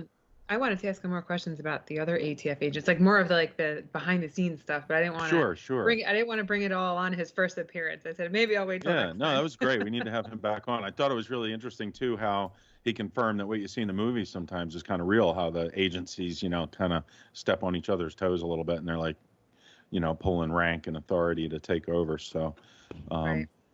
so that's interesting how they did Yeah, that. he was an awesome guest. Yeah, he was great. You Really always nice want to guy. know what's going on, Uh-huh. especially now that he's on this side of it. You know what I mean? Right. Yeah, it's a good point. The real deal right there. The real deal. Yeah, having There's some so awesome much to guests on talk about lately. the show. They were asking about Rich and when Are he's we on the air? We're on the air. We Believe are so, on yeah. the air. Do we Ladies have and Richard gentlemen, S. brought Roberts back Jr.? by- Do we have Rich? No, we don't. I tried calling him. He was unavailable. No. Yeah. Did we lose him? Does somebody have his telephone number? I do not. I believe try I him have it. Want again. to send it to you, Russ? We need to save a contact thing in the doc. I think. We need Yeah, I to thought his add that in name there, was on yeah. there. Let me. I don't have I'm it. gonna try getting him again. All right. Okay. I'm going to send a message to Rich, Russ, Liberty, and Oh, Chris. okay. we're all on the same chain. I'm just going to say test, so everybody's got Rich's number. One of you Sounds give good. him a call. Mhm. For those of us just tuning in, you're listening to Mike G in the Morning with The Law Matters, only on the Freedom Station, WFYL. I will say this. I have a friend. I have a friend who texted me just now. Is the show on tonight? It's only been every Thursday for the It's past only been year. to Do you think Thursdays? this happens to everybody who's in conservative talk radio? No matter how many times They have all these listeners who tune in over the airwaves and know exactly where to find you, MikeGinthemorning.com. They're like, when's your show? What station's your show on? Yeah. We've been What's your trying. website? Yeah, what's your website? I forgot your name. I forgot your name. Go to Are you Mike gonna G be and Are you still an attorney? And it's like only Yeah, your there it is. family and your so-called best friends Right. can't figure out where to find you on the radio or the internet. Everybody else in the world knows exactly where to find you. Right? Well, I'll put it this way. We put it all on MikeGinthemorning.com, and there's something for everybody. If you like good old YouTube, you go to YouTube. If you want Twitch and want to try, say, whatever YouTube because of the whole media thing, then go to Rumble or Twitch. We have something for everybody. Mhm. All right. If we can't get Rich, I know that segment ran much, much longer than it was supposed to. Is anybody giving him a call or? I think he's getting ice cream. Where are you calling him, Russ? You sent tests. I'm producing the show. I don't know why you guys thought I was going to do this. I'll give him a call. That's okay. I'll just Don't do the it. producers That's usually? what- That's the host Isn't job, that the- right? The isn't host that usually job the- is to I can certainly call him. Is it the four? Is it Well, the? well, other I'll one? call him. I'll do it right now. I'm going to do it live. I'll do it live. do it live. I'll write it. I'll and do we'll it live. I'm going to put it on speaker. I'm really going to do it live. so DG everybody said, can hear. "See half of Mike's head." Yeah, that mean was. to play us out. CB says I'll take Richard's place. LOL. JK. There we go. Come on. Call him. We do need to get CB on. DG. As a matter of fact, we will get CB on if CB wants to come on the program. Doing it And literally avoid live. the Yeah, I'm mustard doing it live. I award. said I was going to do it live. He needs to. So if CB wants to come on the program tonight, he needs to message somebody. Liberty, can he message you through Facebook? Oh, hey, Mike, Richard. How you doing? It's Chris, Philly Chris from the Tell him Mike you're in on the the Morning Show. Tell him he's on. You're Tell him on he's live, the air just so he so you doesn't know. say How any you doing? curse words. Tell Chris. him Excellent. he's on the air so he doesn't Yeah. say any curse Yeah, I words. told him. We don't want to pull a Jazzy Ralph here, We right? were wondering if you were still available to join us for a little bit. Our last segment went a little bit longer, but we'd love to have you on. tell if him, you're tell him available. Yeah? 20 minutes tops. Yeah, that'd be Yeah, tell him great. 20 yeah. minutes tops. Or 20 yeah, minutes tops. yeah, it'll probably be no more than like a couple hours, Mike said. Yeah, all No, right. like 20 minutes. He said. I'm just kidding. But, 20 minutes? yeah. No, get him For the on next 20 now, minutes. but Yeah, we get him on won't, now we and won't then- keep him for yeah. longer than 20 minutes. Okay, awesome. Are we doing Skype? Skype? Who's on Excellent. first? Thanks, Rich. gonna We'll see come you in on just a Skype. moment. Who's on Thanks. first? Okay. Thank CB you. Liberty, how can CB get you his telephone number? CB, go to MikeGinthemorning.com and go to contact us. It will come right to the email. I'm monitoring it right now. CB, if you get your number in, we will call you when we're done with Rich Roberts. Does I CB want to do- come on? He said that I'll take Richard's place. LOLJK. I think he was joking.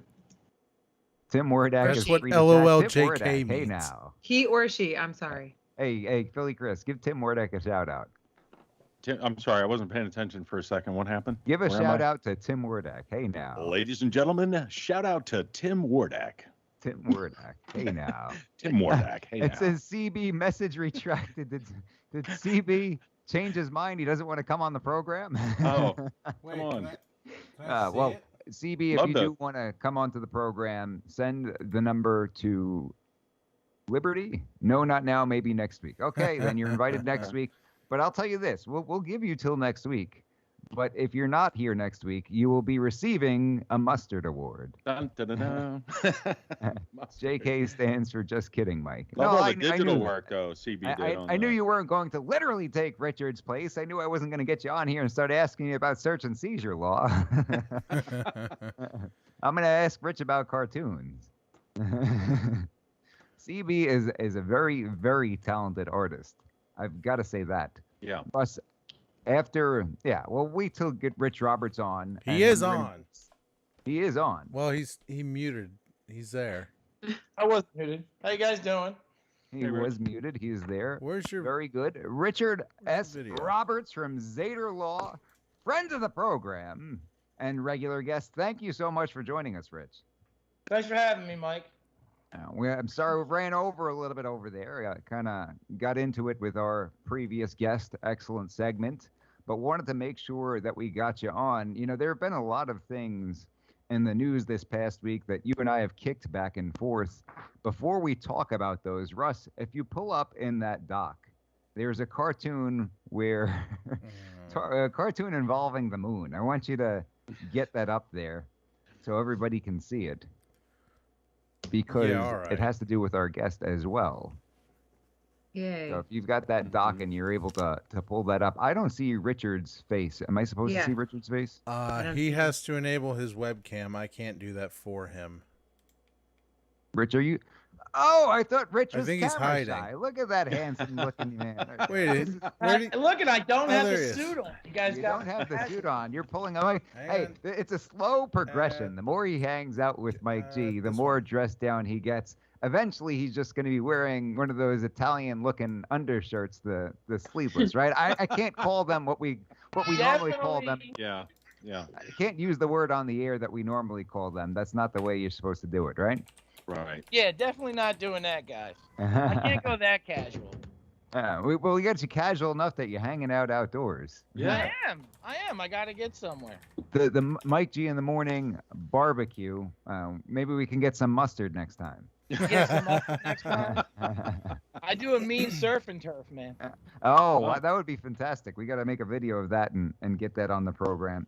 So, Right on. Rich, one of the things that you and I talked about this week is these different states have been enacting constitutional carry and permitless carry. And this is something you and I have talked about. We've had cases where people move from out of state. They're unaware that maybe they're not supposed to have a firearm in a vehicle without a license or falling under exemption.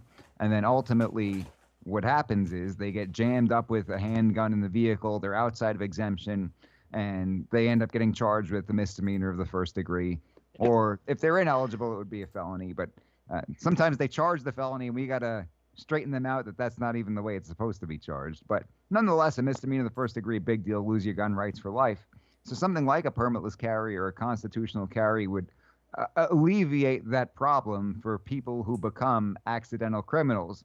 One of the issues is, though, that a lot of people have a gross misunderstanding for what that law means. Wouldn't you agree? I do, and I believe you sent me an article yesterday or the day before. I think out of Missouri, if I'm not mistaken, one of the new I constitutional. think it was carries- Iowa, because Missouri's had it for a Iowa? little while. I think it was Iowa. Iowa. But sends that doesn't make a difference because there's so many of these Right. these states that are enacting it. But go The ahead. individual in question, I believe, knew what the law was talking to his barber. His barber had been jammed up at some point in his past for a crime where he was a convicted felon, wasn't able to get a carry license, wasn't been able to purchase a firearm, and to quote the barber said, "I'm just going to wait till constitutional carry passes, then I'm good to go." And that's not the way it works. That is not the way it works at all. The way it works is if you're eligible to purchase, possess, and otherwise carry a firearm, you no longer needed to apply and get that permit in order to carry the firearm concealed about your person during your daily life or in your car. It doesn't automatically make an ineligible person eligible all of a sudden. Right.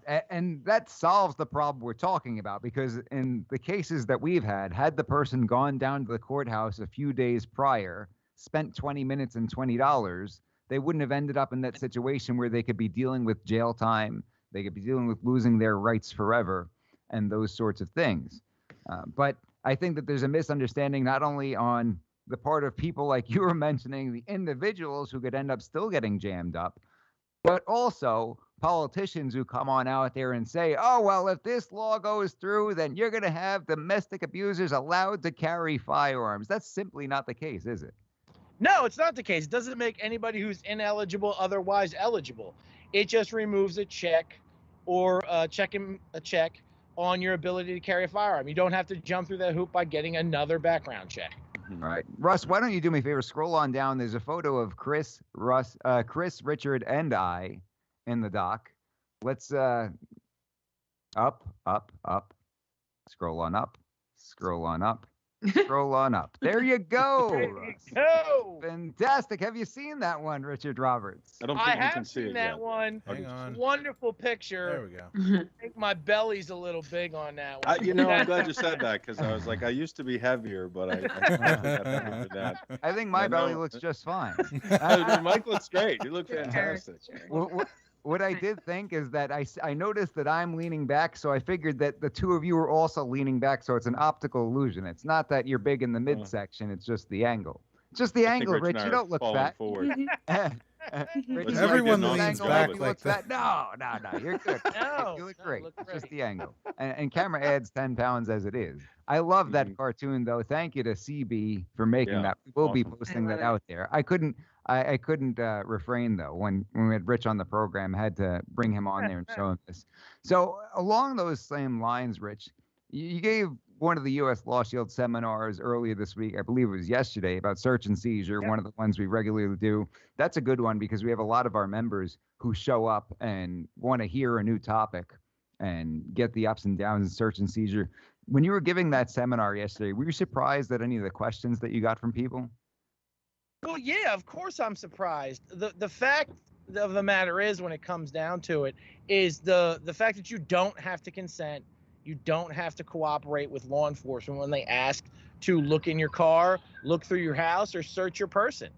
And I was there with one, Mr. Bruno, who's a former AG officer, and he explained it pretty well that, consent is the number one way officers get around the Fourth Amendment. And he explained it as, we're all law-abiding citizens. We all don't think we've done anything wrong. I mean, in our own mind, whether or not we've done something wrong, we may not even realize it, that we're doing something wrong. So we're like, yeah, sure, I got nothing to hide. You can go search my house. Go right ahead. Oh, what's this? Oh, what's that? Right. So it's just, they think, and I think the old adage goes, if I don't consent, it makes me look guilty. I have a And question. I said a couple of times, would you rather look guilty at home, right? Or do you Right. feel innocent in jail? So, I mean, you can feel innocent and let them search your car and they find the drugs in the trunk, but, you'll feel innocent, not in the place you want to be. Now, didn't you have a big case that you worked where that was precisely the issue where, well, let's talk about the Malloy case first, because you and I had gone back and forth about this, and that kind of dovetails into the So- case that you dealt with. Right. The Malloy case is a case out of the Pennsylvania Superior Court. Is decided in May. It follows up on a Hicks decision. Prior to Hicks, simply carrying a firearm in Pennsylvania was reason enough to detain an individual for what they call an investigatory stop and allow him to check the status of whether or not you're carrying that firearm legally. The court reasoned that because the firearm was inherently dangerous, it allowed the officer to stop and check you. The Hicks case involved a situation actually not far from where I live in Center City of Allentown, where they were at a 7-Eleven, one individual showing a firearm to another. If anybody who's lived or is in near a city, there's literally cameras on every block, which is how they catch most people. They don't realize it. Somebody was monitoring the traffic cameras, saw the situation, went through it, and they pulled him over. They had he not only had a firearm, which he did have a license to carry, he had marijuana in the car. Filed a suppression motion because the only fact they had on him was the firearm itself. The trial court rightfully denied that suppression motion. The Superior Court affirmed that. The Supreme Court of Pennsylvania finally overturned it, said, unless you have something else, because it's lawful in almost every circumstance, there's a lot of lawful reasons to carry a firearm. That in and of itself isn't a reason to stop and detain somebody for an investigatory detention. They actually said in the opinion that this is an activity that hundreds of thousands of Pennsylvanians engage in on a daily basis, but they were actually low on that number because we've got over 1 million people with a license to carry in Pennsylvania. And ultimately, that's what it came down to. It argued back and forth with other attorneys about this for many years. And what we learned from all this is the most important thing we really learned from that case was that Mike G was right? That's the most important thing that we learned about it, that they were wrong and I was right. There we I mean, go. you think about it, Rich, could you imagine if an officer can stop every vehicle on the road just to make sure that they had a license? It's like, well, you need a license in order to drive. Right. And you're driving, so I got to make sure that you got a license. So that's my basis for the I think it's the detention. same That would be absurd. No, that is absurd, and they can't do that, and they won't do that. They have to have a reason to suspect that you don't have a license. If it's that situation, that typically happens. They run your license plate, the registered owner is suspended, and they stop. But even in that particular circumstance, they have to determine to have reasonable belief that the person who's the registered owner is actually driving a car. So the Malloy case is just, it was a situation. I got a lot of questions from the members in the audience and the non-members in the audience yesterday. So Malloy was pulled over because, well, Malloy wasn't pulled over. He was a passenger in a car being drove home apparently from work. It was in Philadelphia. He was stopped because the car did not have a license plate displayed in the rear of the car, right? It was a new car, had it in the window, something like that. He got pulled over for that. Lawful stop. Got to have your license plate displayed where it's supposed to be in the car. No problem. Mr. Malloy was sitting in the back seat of the car. The officer noticed that he asked for Malloy's identification. He noticed he had it in a lanyard. Apparently where he was pulled over is a very nightclub heavy spot in the city of Philadelphia. He knew that most security guards carry their identification on lanyards, and because of their nature of their employment, a lot of them carry firearms. He asked if he had a weapon. He said yes, handed him the weapon. Makes him get out of the car, asks if he has a license to carry, says I'm Act 235 certified. Gives him that identification. It expired like 6 years ago or something like that, according to him. So he said he had just reapplied for it. It's at home. At that point, the officer went through an investigation to determine whether he had a valid Act 235 or he had a license to carry concealed. Because he lived in Philadelphia, he discovered none of those things were true, and he was charged with carrying a firearm without a license and carrying a firearm on the streets of Philadelphia. He went forward and filed a suppression motion, and it was granted because the officer did not have any reason to suspect beyond the fact he was carrying a firearm that he was involved in criminal activity. So the search and the subsequent checking of whether or not he was carrying that firearm lawfully was illegal, and therefore the evidence that he didn't have a license was suppressed and the case was dismissed. Wow, it's important stuff. I mean, and that goes a lot further than a lot of people would suspect, don't you think? Well, I do, but it's not really new law. Right. So, because the issue comes is if you're stopped legally, right? So you're stopped for a broken taillight, or in this case, not having a license plate, right? The officer has a period of time under the Fourth Amendment to complete the stop. Now, it's not a magic number. It's not like, hey, I'm stopped for speeding, right? I got 8 minutes, go. 8 minutes. That's right, 8 minutes, clock starts, go.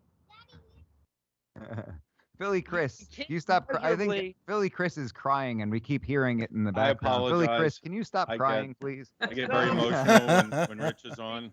And So what happens is it's not an automatic thing. It's not a time limit thing, but he has a limited amount of time to do what he normally does. So in this case, he can check your status of your license, make sure you're a licensed driver, check if you're registered, check if you have insurance, check for any outstanding warrants. Then write a ticket or issue a warning. Unless he suspects some other crime after he pulls you over, he can't measurably extend the stop. So at this I mean, point, if he walks up and you got crack laying all over the back seat, then that's a different story, right? and one constitutional Driving stop with Hunter? into something else. If he pulls you over for not having a license plate and he walks up to the car and you got slurred speech, bloodshot glassy eyes, you smell like a bar, it's all of a sudden a DUI stop. That could measurably extend the stop. But the only other evidence he had of a crime was he was carrying a firearm. He only has enough time to check the license of the driver, make sure he has insurance, make sure he has registration, give a warning or a citation. Anything beyond that, and the long time that he took to check for this guy's status was immeasurably extended, it violates his Fourth Amendment rights. Very good. So, Rich, what do people need to know about that? I know that you had a big case dealing with that kind of an issue throughout your career. Do you want to talk a little bit about that? I had a case from locally where an individual was driving, my client was driving a rental car from New York to Pittsburgh. Okay, he was stopped because he forgot to check the car and his car had a broken taillight. So for whatever reason, the officer who stopped him believed that he was carrying drugs. Spoiler alert, he was. They were in the trunk. So, but he didn't have any evidence. So my client didn't display nervous behavior. He didn't give a bad story. He didn't do anything in a situation where they thought that he would have been involved in the drug trade. He had a rental car. He said he was going from New York to Pittsburgh, and they said, why do you rent the car? He said, I didn't want to put the miles on my particular car. That's why I rented a car. And I've done that, given seminars in the early days when you're going from Philadelphia to Pittsburgh and stuff like that. You might just go ahead and rent that car. Right. Tell me what you were really doing, Mike. So at that point, he didn't have Rich told enough. me to say it was for seminars. Rich told me. Right, to say right. it. So Always he listen to counsel. He didn't have enough to search the car. So what did he need? Needed a drug dog. So he went back to his car, presumably, but sat there for 29 minutes before coming back to the car. Had my client's license, had him sit in there doing what he had to do. Car shows up, walk the drug around. Needless to say, he alerts it. That's probable cause to search car, searches the car. I file a suppression motion saying that was measurably extending the stop. Doesn't take 29 minutes to check his license, check his insurance, check his registration, give him a ticket, give him a warning. Nothing in that interaction made them believe that he was transporting drugs or anything to that case, and that's what they did. Suppression motion was granted. Stop waving. So suppression. It's all good. It's all good. Suppression motion was granted. All right, you're gonna get Is her. that baby girl? She can Yeah. sit in your lap. Yeah. Say Hello. hi. So suppression motion was granted, and the drugs were suppressed. And the issue is that they measurably extended the stop beyond what was acceptable for the reason he was stopped. At 29 minutes, what was the dog walking there? Because does it normally take 30 minutes to write a ticket? No. Right. It takes some time, right? And there's not a clock that says when you have to go, and she's animating the stories. So I'm sorry. Right. Yeah. But, No. but 29 minutes? You got to be kidding me. does that. If they're taking more than 5 seconds at a stoplight, she says drive. It's funny. So yeah, he said 29 minutes. The judge says it takes 29 minutes. He goes, sometimes. She goes, how often does it take 29 minutes? Honestly, he's like, it doesn't ever really take. Never. At that point, the judge was like, oh, okay. And it's tough, but that's a violation of your Fourth Amendment. They can't make you sit there all hours of the night waiting because they have a hunch that you may be involved in something else. And do you ever have clients who say, I told you I was innocent after something like that? So in that case, we win. We get the thing. He's like, I told you I was innocent. I go, well, hold on a second. I don't know if you're quite using that word correctly. Not what I think I would go for in that particular situation. I mean, they violated your rights and they got the right decision, but innocent, he's like, so what do you say? I'm like, just make sure you check the car next time. But it's important to hold them accountable for those protections, because gun owners might not care about the drug dealer who's going from New York to Pittsburgh, but they will certainly care if those same principles are used against them and they end up on the wrong side of things. That's why we have these protections in place, isn't it? That's absolutely correct. That's why we have these protections. And if we say, well, he's a bad guy, he doesn't get to use the protections that the Constitution affords him as a citizen of the United States, or as somebody in the United States, as a matter of fact, don't have to be a citizen, but as somebody who has those protections available to him, it's not long before we turn out, well, who's the bad guy? My guy's a bad guy, he's carrying drugs. Okay. Well, is it somebody who you disagree with, doesn't have the same political views as you, maybe not your flavor of the month? I mean, for some politicians and some individuals, gun owners are the bad guys, right? Well, They don't think that people should own guns, and they think that if you want to own guns, then you're a bad person or you must be up to no good. So that in and of itself can put you on the wrong side of the opinion. And do we sacrifice our rights because they don't like us? Well, the answer is no.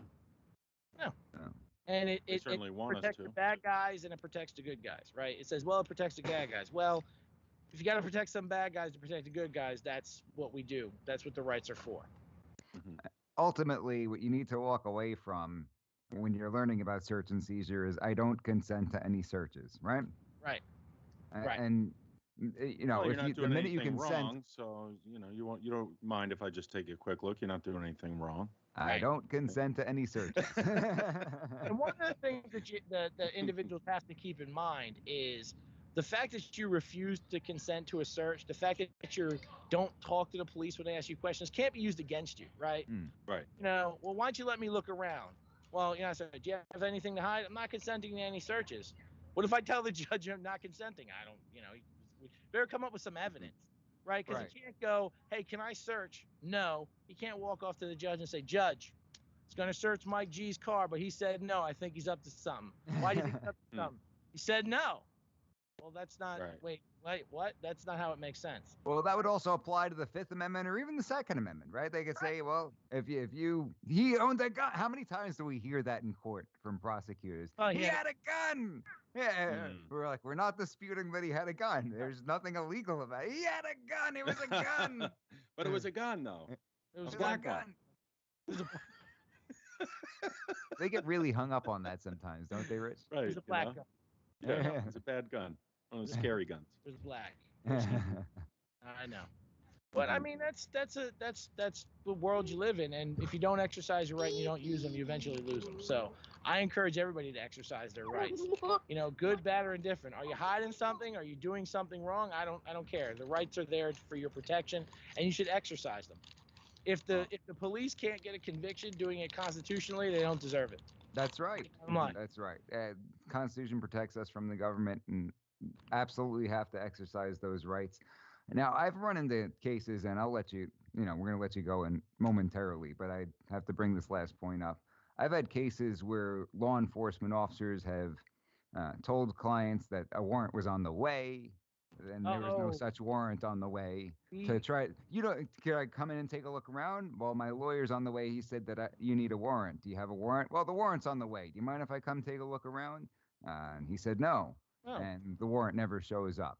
Or Well, I had a guy. We had a guy. He said, do you consent? He said no. And he said, well, if you don't consent, I'm just going to look anyway. And the guy said, oh, well, in that case, I guess you can. That sort of thing. Have you seen these kinds of tricks? Yeah, that's consent. I mean, the police can lie to you, right? If you don't consent, I'm just going to get a warrant. All right, you might as well come in. That's consent, even if you had not enough to get a warrant. One lie they can't tell you is give you a piece of paper, say it is a warrant when it's really not. Can't do that. But what I say is if someone comes to your home, wants to search your house especially, because in your home, 99.9% of the time, unless there's exigent circumstances, which is very, very limited, in the home, they need a warrant. Right. When you get the warrant, you have a right to see it, you have a right to look through it, you have a right to read it. If it's there, if it's signed, you got to let them in the house. Whether the warrant has probable cause or not, I tell people all the time, you're never going to win your case on the side of the road. The worst thing you can do is invoke your rights repeatedly. If they do what they do, you let them do what they do. And because the problem is you're never, whether it's me, whether it's a citizen, whether it's Mike, you're never going to win your case on the side of the road. That's right. You can invoke your rights. If they're like, I'm searching the car anyway, I refuse, you can't, and they push you out of the way, they push you out of the way. Don't start yelling and screaming. It ends up in crimes where that Fourth Amendment protection won't protect you. No, absolutely. When it comes to a warrant, you have a right to see that warrant. And when it comes to somebody, I'm going to get the warrant anyway, or we're applying for a warrant now, and you say, okay, I'm going to wait for the warrant. If they don't immediately bring you out of the home and secure the scene, they're not getting a warrant. Right. No, exactly. That's another good point. Because in the worst case scenario, if you're saying out loud, I don't consent to any searches, you're just preserving your rights. That's all. Right. If they ultimately, I don't like the word can't, because I hear stories all the time, and at the end of the story, they tell me, and they can't do that. I say, well, it sounds to me like they did. They did it already, yeah. I'm not saying they can't physically do it, but they can't legally do it. So if you preserve those rights by refusing consent, then even if they go ahead and do it anyway, you have that protection that's in place. Rich, we're going to let you go. We got 2 comments for you. CB says, let Rich know I'll give his cartoon animation a 6-pack next time. I want one And, too. and Randy I want says, one. sounds like Rich's little one is refusing to consent right now. Randy wants to know if we're ever doing any search and seizure seminars in Wilkes-Barre. We'll have to set that up sometime soon, Rich. We'll do the search and seizure seminar up there. Absolutely, the cabin's right there. They love us The up there. cabin, we can do it up the cabin up there. DG says, what does protect us with this administration? The Constitution, DG. The Constitution. So thanks for hanging For in there now. with us. And Now. DG says, Rich loves bugs and the woods. Is that true, Rich? I don't think so. No, No. this outside on the porch is about as far outside as I'm getting. Next week, we'll do a live camping trip. Rich will be a remote guest. A remote guest on the live camping trip. Well, There we Rich, go. thank you so much for joining us. And tell your kids thank you. Tell them ice cream's on the boss tonight, okay? Mike, thank you guys. Say hi. Hi. Can't see you. Say hi. Hi, little Hello. Richard. Here. Go get the kids Bye. some ice cream, Rich. Bye. They're saying bye. See you guys. All right. Thanks for having me on. See you, Rich. Take care. Thank you. For those of us just tuning in, you're listening to Mike G in the Morning with The Law Matters, only on the Freedom Station, WFYL. That was a lot of fun, wasn't it? That was great. He's great. Yeah, I love. I you love could see hearing him you trying guys to be go. professional in the background. And it's like, let him in. Come on. Let him in. It's live. We're doing it live. All His good. Kids are No, great. kids are great. Good kids. sports. I mean, it is Mhm. late. We got him on. I'd imagine it's past their bedtime at this point. Yeah. So Just Yeah. after we've got a 9. lot more on the agenda. We're going to try to fill out the 3 hours because these episodes have been and will be airing on the Freedom Station during the day Mhm. from 12 to 3 p.m. sporadically. So we've got to, and Eric just shared our post, it looks like, on social media. Eric is one of the gentlemen who, when we had started to get longer with our streams, there was a week where we only did about an hour flat. And Eric wrote in and was Right. like, what happened to the 3-hour stream this week, guys? Like, wow, I am beyond flouted. Mhm. DG says the Constitution doesn't apply to Pelosi, does it? Well, she doesn't think so, DG. I can tell you that much. That's correct. She's unfamiliar with the document that you're referencing, DG. She knows more about ice cream and high-end refrigerators and stuff. Ice cream, high-end refrigerators, getting the hair done when everybody else is locked down, right? Right. And, Right. and paper shredding services. That's right. Very much into paper shredding services. Russ, do you have the Nancy Pelosi Should pull paper that up. shredding company commercials that you can pull up? I believe there were 2 commercials, right? I believe she made 2 commercials for her paper shredding company. I don't know I'm if gonna I let have Russ them go both ahead saved. and Yeah. I'm going to let you go ahead and play along with that, and get those commercials. I think DG wants to hear these because she wants to patronize Nancy Pelosi I and the have paper them shredding company. somewhere. What's that? I have Don't them com- somewhere on the desktop that I use for the Mike Mhm. G show. Okay. Uh, So are you going to Here be we able go. to Funny find commercials. Okay, good deal. There should Uh, be 2 Nancy Pelosi commercials. Why don't you go ahead and play those if you can pull them up? Let me know when you're ready. Tim Wardak wants to call in, it says. Tim, you got to go to MikeGinthemorning.com, send in your name and your telephone information. Liberty will get you on. We should be on for another 50 minutes or so, so if you get over to Yep. her, we may be able to get you on for this episode. That goes for anybody. Send us your name that you want us to read on air and the number, like your name and your location that you'd like to use. And then just go to MikeGinthemorning.com, scroll down to right into the show. It will come right to email. And your social security number and MikeGinthemorning.com, right thank into the show. Mike, it What's looks that? like I only have one of the Nancy Pelosi commercials. Oh, what a shame. Yeah. Well, let's check it out. I might have the other one if you don't have this one. All right. Go Well, ahead. the other one's definitely saved in a show somewhere, so it's not like it's lost. Hi. This is Speaker of the House, Nancy Pelosi. Do you have sensitive documents that need to be shredded? Call up Nancy Pelosi's Paper Shredding Company. All of our documents are shredded by hand right here in the United States. So if you have sensitive documents that need to be shredded and you want them shredded by hand right here in the United States, call Nancy Pelosi's Paper Shredding Company. That was obviously not Nancy Pelosi. If you think it was, get some help because you're an idiot. If you need documents shredded, get a paper shredder. Shredding documents by hand is extremely ineffective and makes you look stupid on national television. But wait, there's more. If you send in your documents to be shredded, we'll send you a dunce cap and a free bag of bees. Bag of bees. Remember, we are now offering personalized bees. Self-defense has never been easier. Call now. Operators are standing by. Bag of bees. Very good. Nancy Pelosi's paper shredding company. Check it on out. I love those studio mics. They're good mics. DG says, do we not see enough of her anyway? Well, you're going to be seeing more and more because this paper venture is really exploding for her. Yeah. Did she Excellent shred show something so again? Yes. What did she shred? Did she shred the half pipe? What? The second commercial that was out there had to do with when they were trying to impeach Trump for the second time.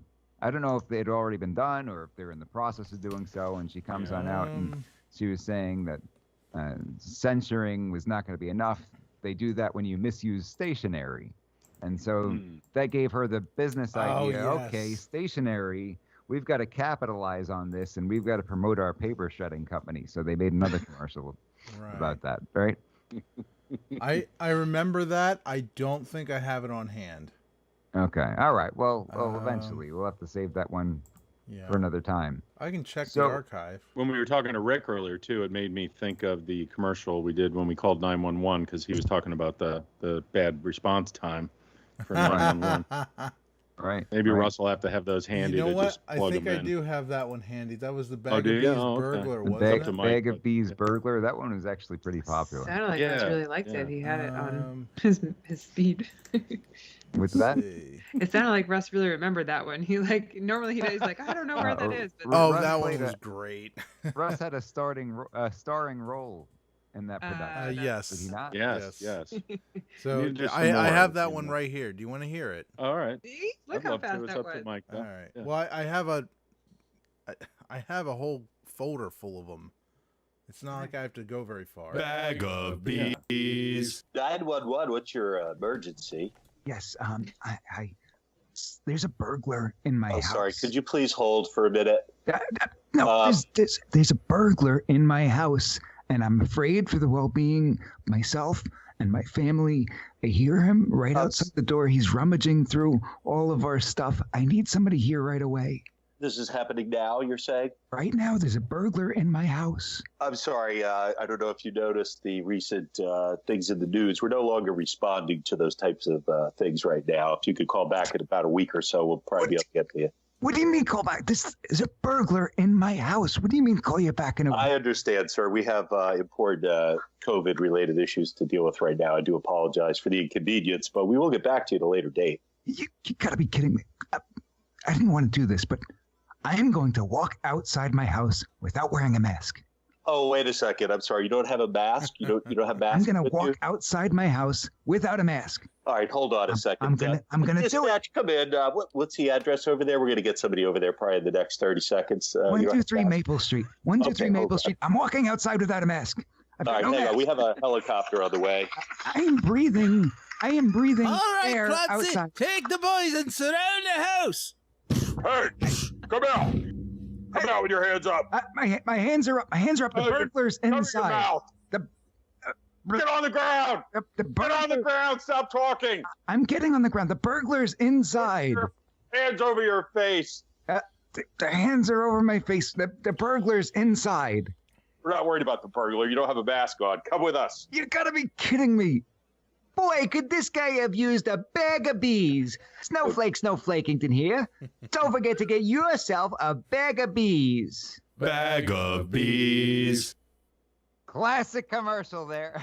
Oh, man. That you know what? That was a blast to make too. It was. That was in the middle of COVID too, right? Wasn't that? That was shortly after COVID. Actually, that was when on YouTube you couldn't even say the words COVID without getting demonetized and shut down because they wanted to stop the spread of misinformation. They wanted to stop the spread of all the information, All information, any of it, and so yeah, this is before people pushed back and said, hey, it's not like it's a bad word. Why can't we, why do we have to dance around it? And that's why Chris had to say, well, we're not talking about those things lately.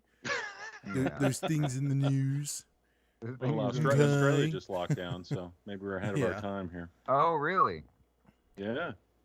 And is that COVID? Are they saying it's because of COVID, or is there a new thing that requires a lockdown? They're saying if you go out to the grocery store, you're not even allowed to talk to your neighbors. Yeah. But I'm wondering when there will be something else that justifies a lockdown now that this has happened in the world and probably the Rambo variant. Well, if we're not allowed to talk to each other, can we at least flip off the government? Well, does that count? Does that spread the droplets? They'll pick you up in a helicopter, Russ. Scott says Mike will be the masked victim instead of a masked burglar. There we go. Yeah, everyone was walking around looking like a train robber. But that's when that news came out that Philadelphia wasn't arresting for certain crimes. One of them on the list was burglary. That's right. This is outrageous. Yeah, right. See how that's worked out now that the sure we don't want to. Crazy.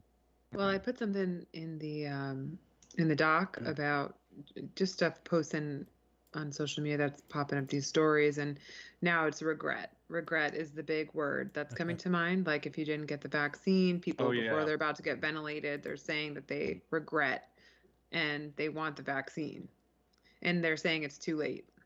Right. So you said you told us about that tweet. Why don't you tell us a little bit about that?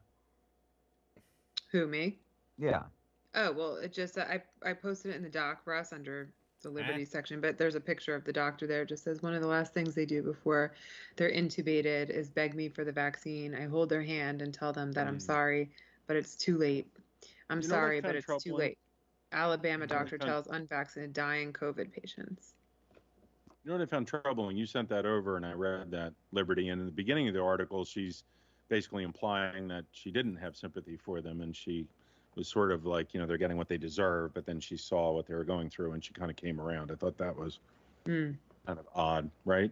Who is this? This is the author or the doctor? The doctor. The doctor.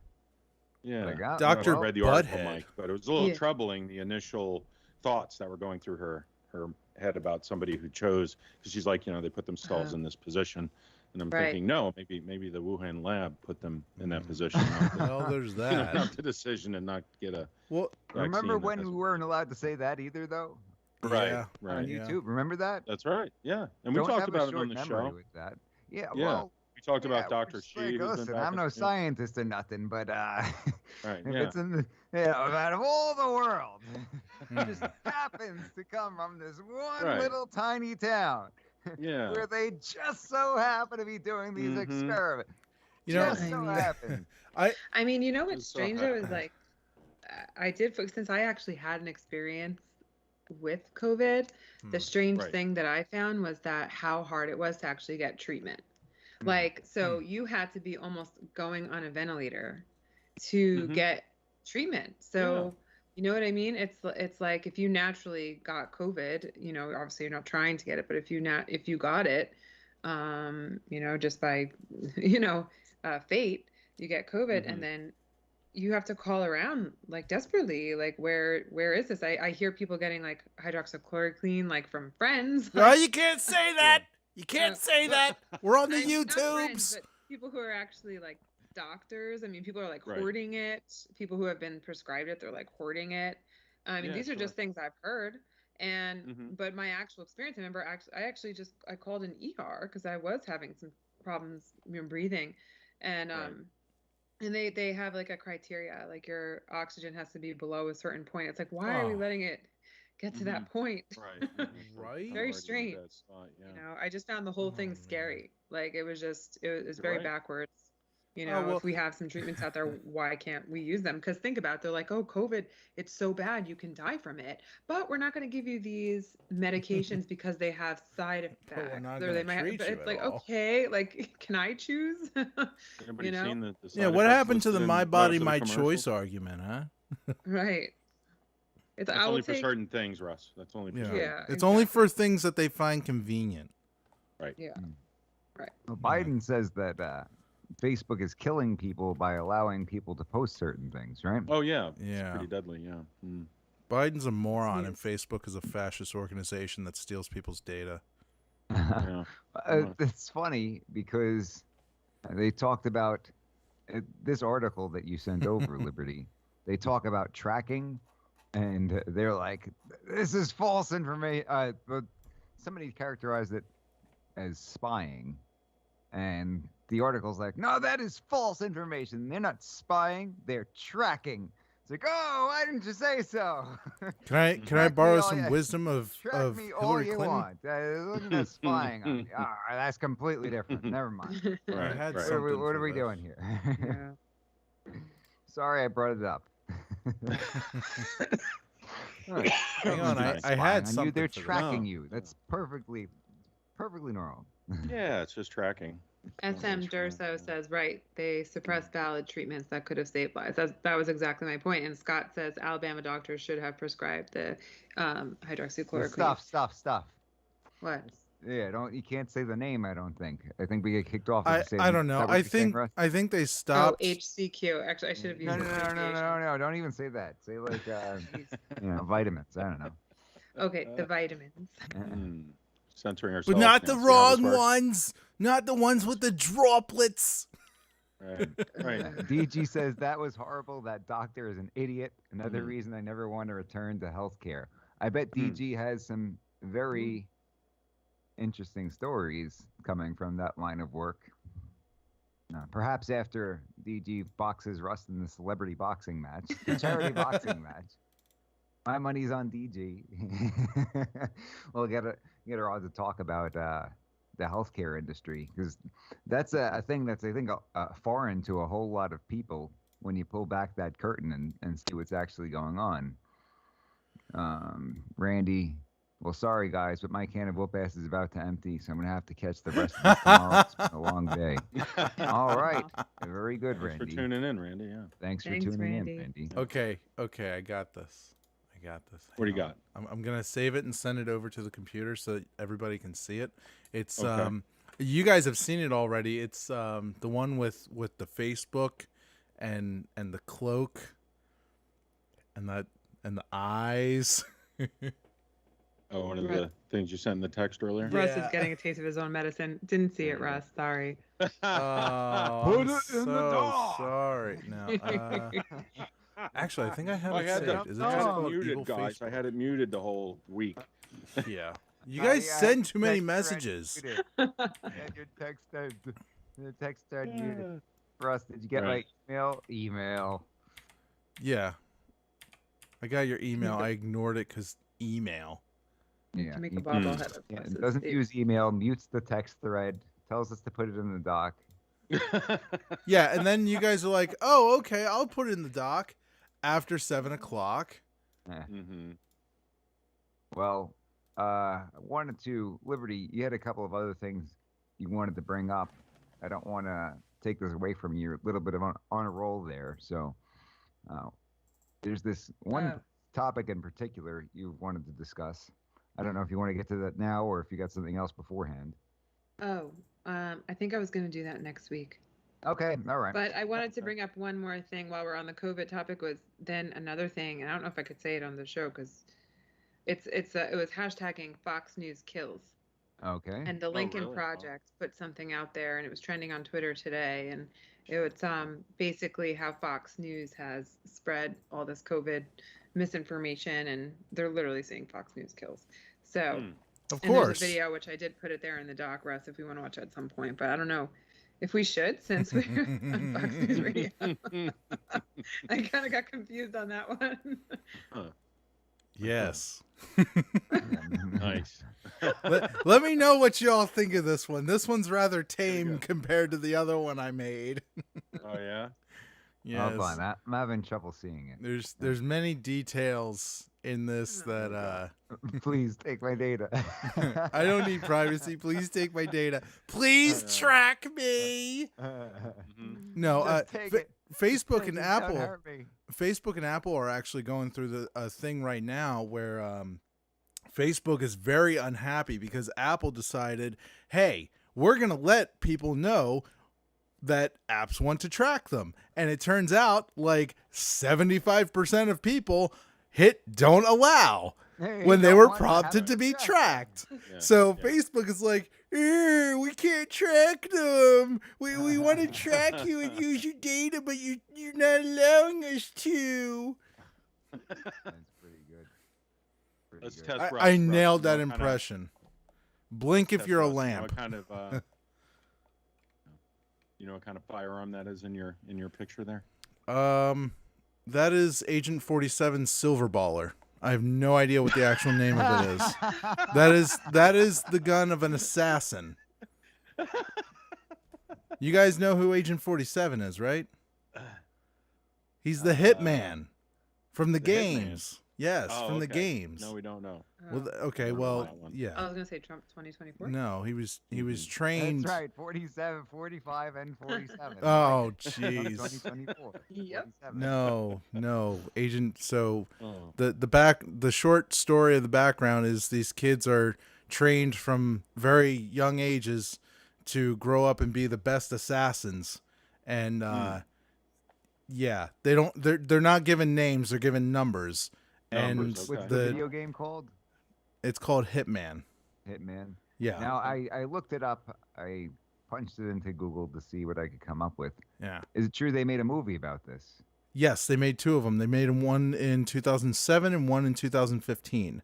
The one that's played by Timothy Oliphant. yes, Excellent actor. and he directed the second one. It actually is a good movie. I have it. I have it on DVD. Watch Party. Yes. Timothy Oliphant. He starred in Justified, that television series. One of my favorites of all time. Sean says it kind of looks like a 1911. Yeah. That's I don't know what that means. I'm having a hard time seeing it. It's be a little perfectly fuzzy, honest with but you. it's Okay. But- Look at it on the It's stream, Mike. fascinating. It's huge. Hang Is on. it? Hang on.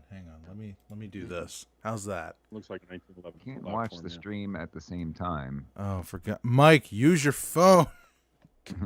Oh, guys, really quick, we have guys. Let me interrupt. We have Tim wrote into the show with his number. I'm going to post it in the doc. Oh, Okay. cool. Get Tim And on that the was program. 5 minutes ago. Oh. All right. So why don't we get Tim on the program and see what he has Yeah. I'm on going his to put mind? it here Okay. at the top above all these images, Russ. So you Yeah, can make get sure to you it, put okay? it somewhere that I can actually see it and not. I'm going to like put it 3 right weeks under ago. agenda. Put it in the doc. It's in the doc, guys. There we What go. else do we have on the? Okay. Okay, I've got the feed over here. Check out the comments. All right. Um, So I'm gonna switch see. to the privacy. DG says, screen. "What happened to universal precautions and basic hand washing? No one talks about this. All the kids in school, but they're quick to announce all the time a student has tested positive." Well, it sounds like those were good measures to start out with. That's where this really started. And even Fauci was saying that at the beginning, right? Listen, wash your hands. Wash be your butt. careful.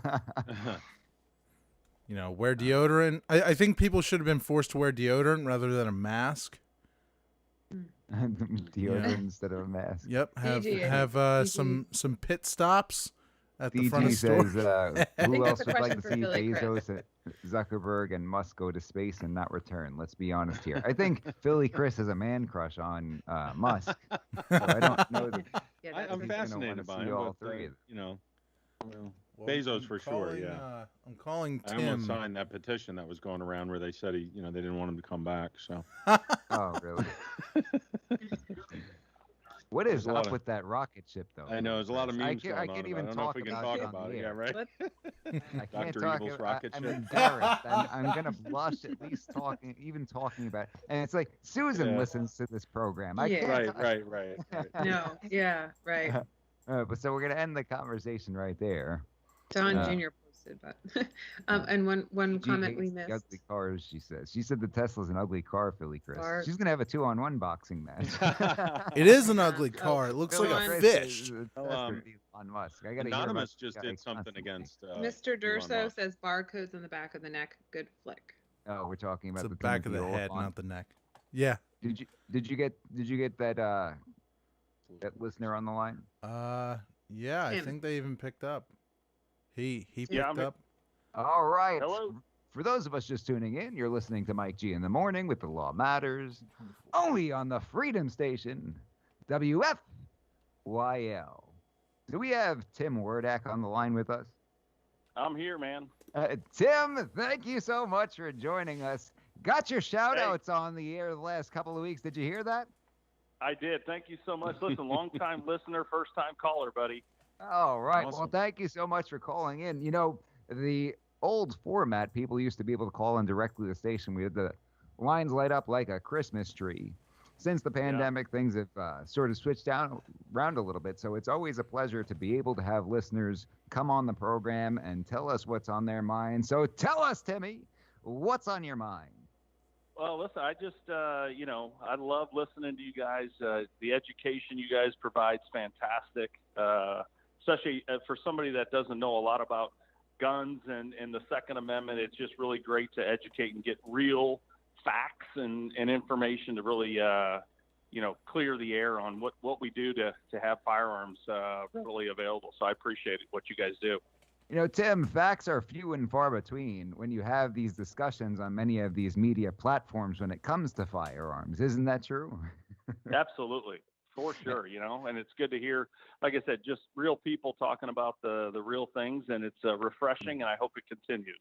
Yeah, there's a lot of rhetoric and a lot of misinformation when it comes out there. It's getting more and more dangerous for people who are on our side of the political aisle, I'd say. Are you in a part of the country where you got to kind of be careful about what you say? I know people can get fired, they get rocks thrown at them. Yeah, not too. I mean, I'm in St. Louis, Missouri, so it goes either way, But I will tell you, guns are always a huge topic here in St. Louis because pretty decent crime rate with gun usage, and like I said, as we always say, guns don't kill people, people kill people, man. So right. And if they are having issues with crime, particularly violent crime, why would you want to prevent the law-abiding citizens from having that option to protect themselves? Does that sound logical? Absolutely. Yeah, absolutely. I mean, being a father of a family of four, and you definitely want to have your right to protect, right? I mean, I don't want to be standing there with nothing able to do something, Yeah. Now, Tim, I will ask you this: being a father and raising this next generation, are you concerned about your children and instilling in them the values that mean most to you? With everything that's going on out there, they're being pushed by education systems, being pushed by the mainstream media, being pushed by Hollywood through social media. Is it becoming increasingly difficult to be a parent and guide your children when it comes to those values?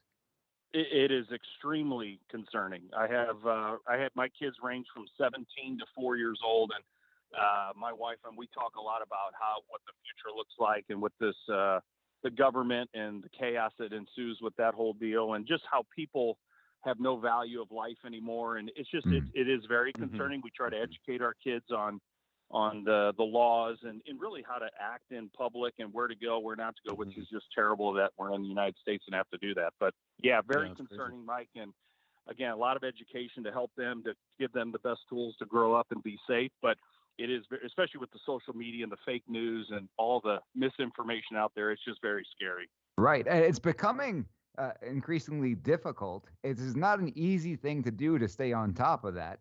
And people who are lazy, for lack of a better term, and don't take that active role in their children's lives end up losing control. Isn't that so? For sure. For sure. If you're not engaged, I always tell people this. There's a lot of people that are involved in their kids, but are you engaged in your kids' lives to make sure that they are, learning and knowledgeable, and you're passing values and beliefs along to them so that the generations to come don't lose that and become, just basically robots doing what people tell them to do. Well, it is always excellent to hear from a loyal listener, real ideas from real people, Tim. I heard there's a special chant that comes out of St. Louis. Are you familiar with this chant? I might be, yeah. I might be. And it's St. Louis, St. Louis, St. Louis. Yeah, listen, all I got to say is, that's right, buddy. St. Louis, St. Louis. That's what we do. Thank you for joining us, Tim. We'll have you back on the program soon. Yeah. Thanks, guys. Have a good night. Thank you. Thanks for those of us just tuning in, you're listening to Mike G in the Morning with The Law Matters, only on the Freedom Station, WFYL. That was great. It's good to have listeners on the program. That's something that I very much miss. So if any of our listeners, if you dare, to get on the air. I sound like Muhammad Ali now, right? That's right. If you dare, come on the air. Come on the air. Liberty, what's this that you mentioned? I know we had to transition into that. So something about Michael Cohen. Yes. Did you want to talk about that today, or did you want to talk about that next week as well? Michael Cohen. Well, that was just another, another trending thing that I was looking at, and it looked like there's some kind of rumors going on that it was just trending that Jared may turn on Trump. I was like, come on. I mean, I don't know, something Michael Cohen said. Really? And it was like, it's just, this is how. Well, these things if Michael spread. Cohen said it, it must be true, right? Well, yeah, but this is how these things spread. You know what I mean?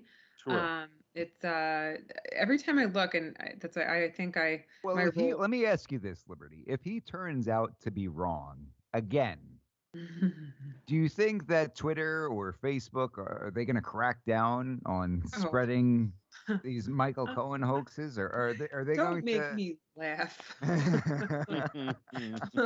Oh my goodness! I think you answered your own question, or just Is there a little bit of a double standard when it comes to spreading misinformation? I will go ahead and put this statement out there. They will never correct themselves. They will never correct the left. Correct me if I'm wrong. Right? Correct it. And we're going to fact check you on that one, right? They will never. Hey guys, I have a theory. You ready? What's your theory, Russ? So, to keep down misinformation, they're going to make it so that big tech has to, erase it, at least what they deem to be misinformation. That way, in the future, people can say, "Oh, have you heard about this thing? It was on Facebook, so it must be true." Or Twitter. All hail or the Twitter. Who's that side? Russ, you're a big South Park guy, aren't you, Russ? Not really. Oh, well, I don't know what I'm thinking of then. I don't know either. I must be confusing you with. I'm going to fact check you on that, Russ. I think Mike's right. He is. Yeah, you're going to fact check. Russ is a big fan of South Park. Well, I haven't watched it in a while. I'm not sure why I'm thinking that you were. I don't know. Maybe I've- somebody who you remind me of. I haven't watched it in a while because it got very political and very this is gonna sound silly. It became very serial, as in serialized, like it's a series where if you watch the middle of a season, it doesn't make sense if you haven't seen the first part of the season. Right. So yeah. and that's kind of annoying, especially when when you go to watch it, you have to watch the whole thing. And it's more of a segmented movie than it is an actual show anymore. I just remember seeing I just don't a have clip time from one of the episodes. What's that? I just don't have time to sit there and watch 4 hours of South Park. No, I hear you.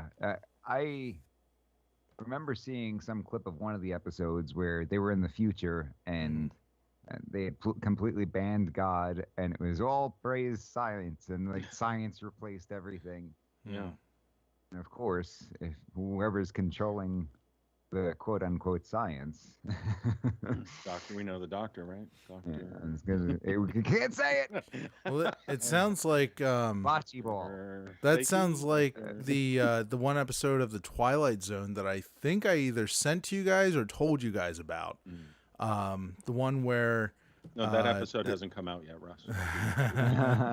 Well, the one where Mr. Wordsworth is put on trial for being like obsolete.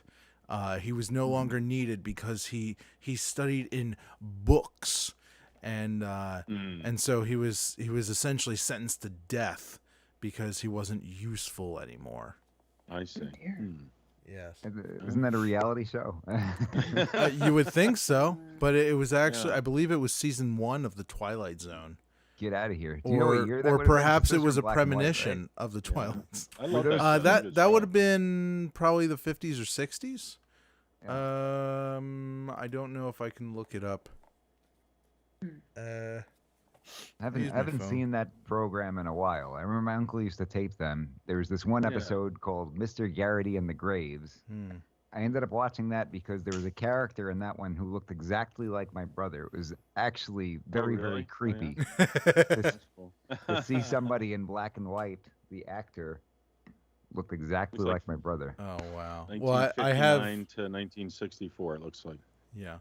Well, I have the entire first season on DVD, and I ripped it to digital, just in case anything were to happen to those DVDs. It's a 5-disc set. Wow. I got at Walmart years and years ago. But yeah, we could watch a few of them if we ever have a watch party. We're gonna have to write down all the movies we want to watch together. So far, we have Hitman, which there's 2 of the movies. I have both of them, I believe. I think the first one's better. We gotta get to. Let me see these comments. Yeah, we have catch some up here a little bit. Yeah. The CB says, "What do you guys think of Trump suing Facebook and Twitter?" We actually talked about. I don't that know with if he'll Rich a little succeed. bit. I don't know if he'll succeed on that. Well, here's my thinking though. It's a win-win situation for him.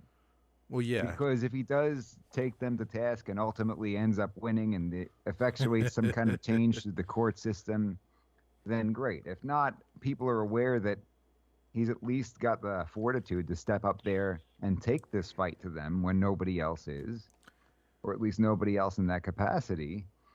And if he loses, everybody says, damn it, big tech did it again. Yeah, they got away with it. Well, they got away That's with true. it. You know? That's true. Well, And to me, they're there's probably behind them even more. Well, to me, Well, there's his, 2 wonderful different. press secretary. Oh, go ahead, Russ.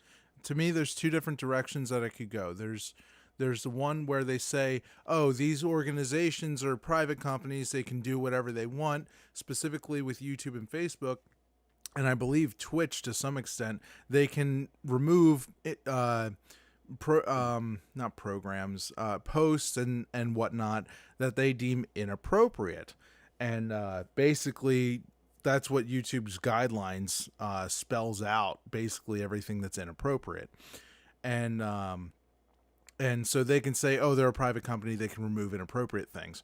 And the other direction it can go is, well, the government's pressuring the media is pressuring big tech, and big tech is censoring those who put out things that they don't like. So in a way, big tech is acting as an extension of the government, thus violating the First Amendment rights. And Jen Rich Psaki said also that. called it. Rich called it when the day that press conference happened. Rich was on the program, and he said that when she said that, they really shot themselves in the foot, because Trump's out there saying, they're an arm of the government.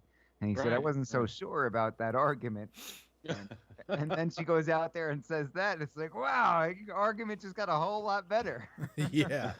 So there are ultimately 2 ways that it can go. And I hope he wins. They could have possibly said for that particular purpose. Oh, man. That's like a lawyer up and shut up moment. Like, Yeah. Putting out disease. Like, wait a minute, you just said that on now national there are TV. a couple of Trump issues just sued us a few days ago. There are a couple of legitimate issues, though. One of them being, have they undertaken something that is traditionally and exclusively public function?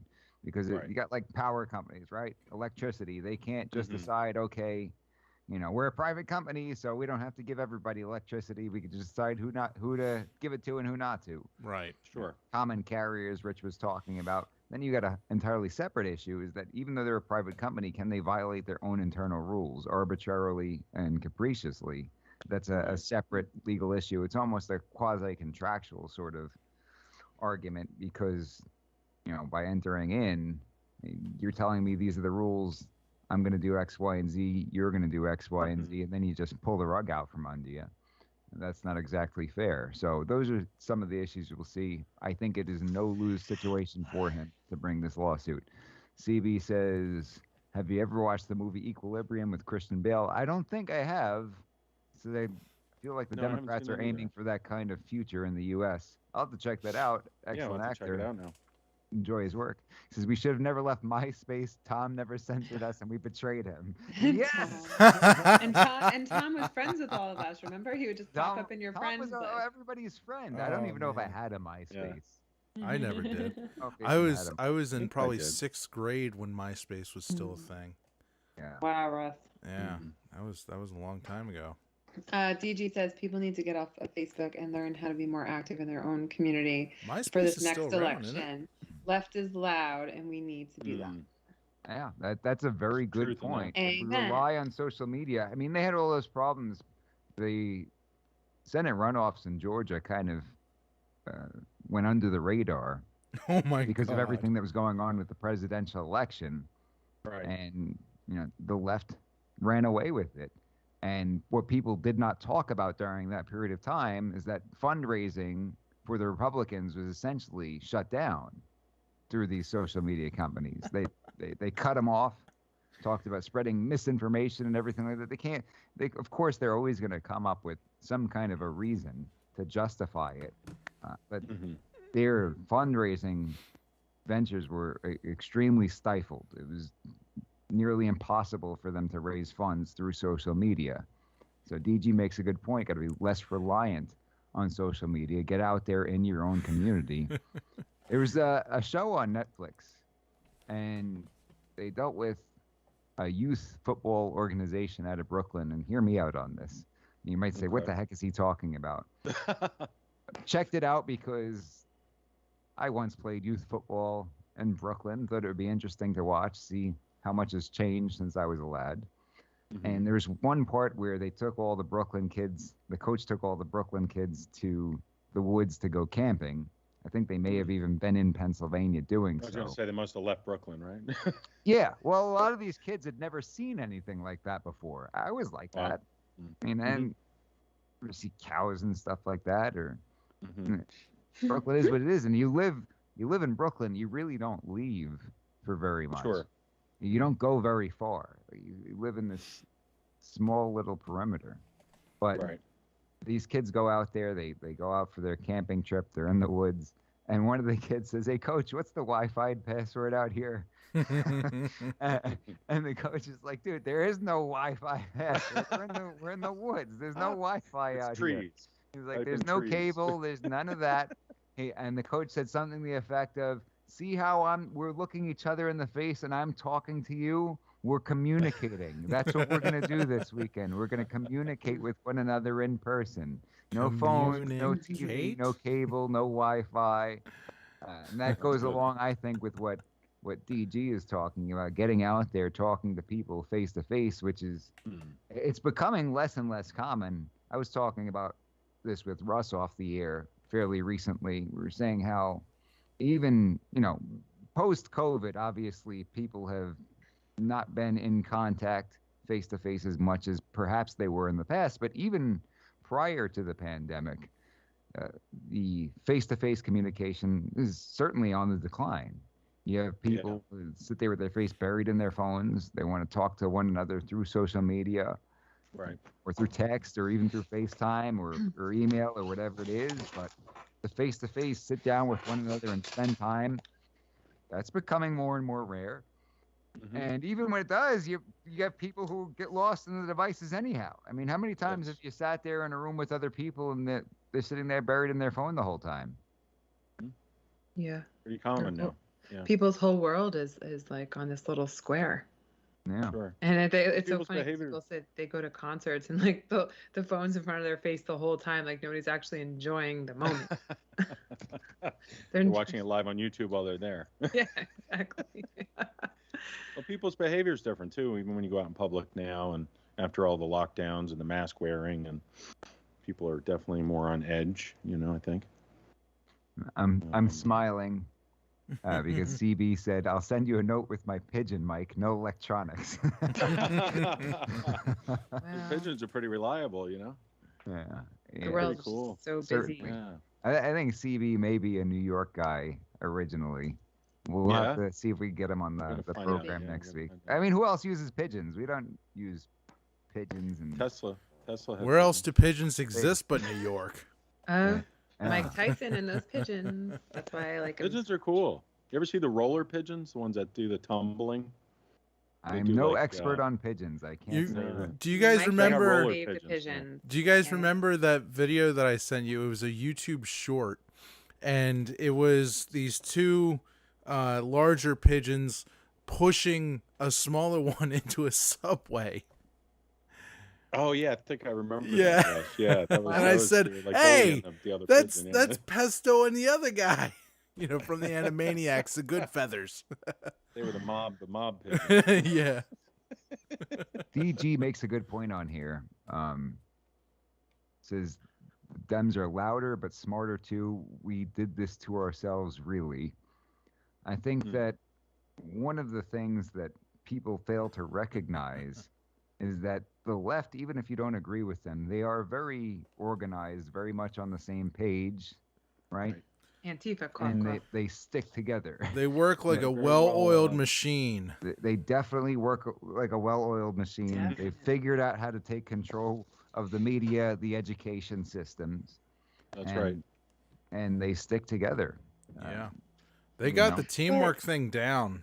But I have a question. If you compare, I always go back to January 6th. If you compare January 6th to the riots, like it's like they stick together so much that they've overtaken everything where they can literally kick you off of all of these platforms and kick you off and make you that you're going to be arrested and stuff, where a lot of them are getting away with things. Those what are you supposed riots to do? were those riots were mostly peaceful, whereas well, mostly January peaceful. 6th was mostly not peaceful.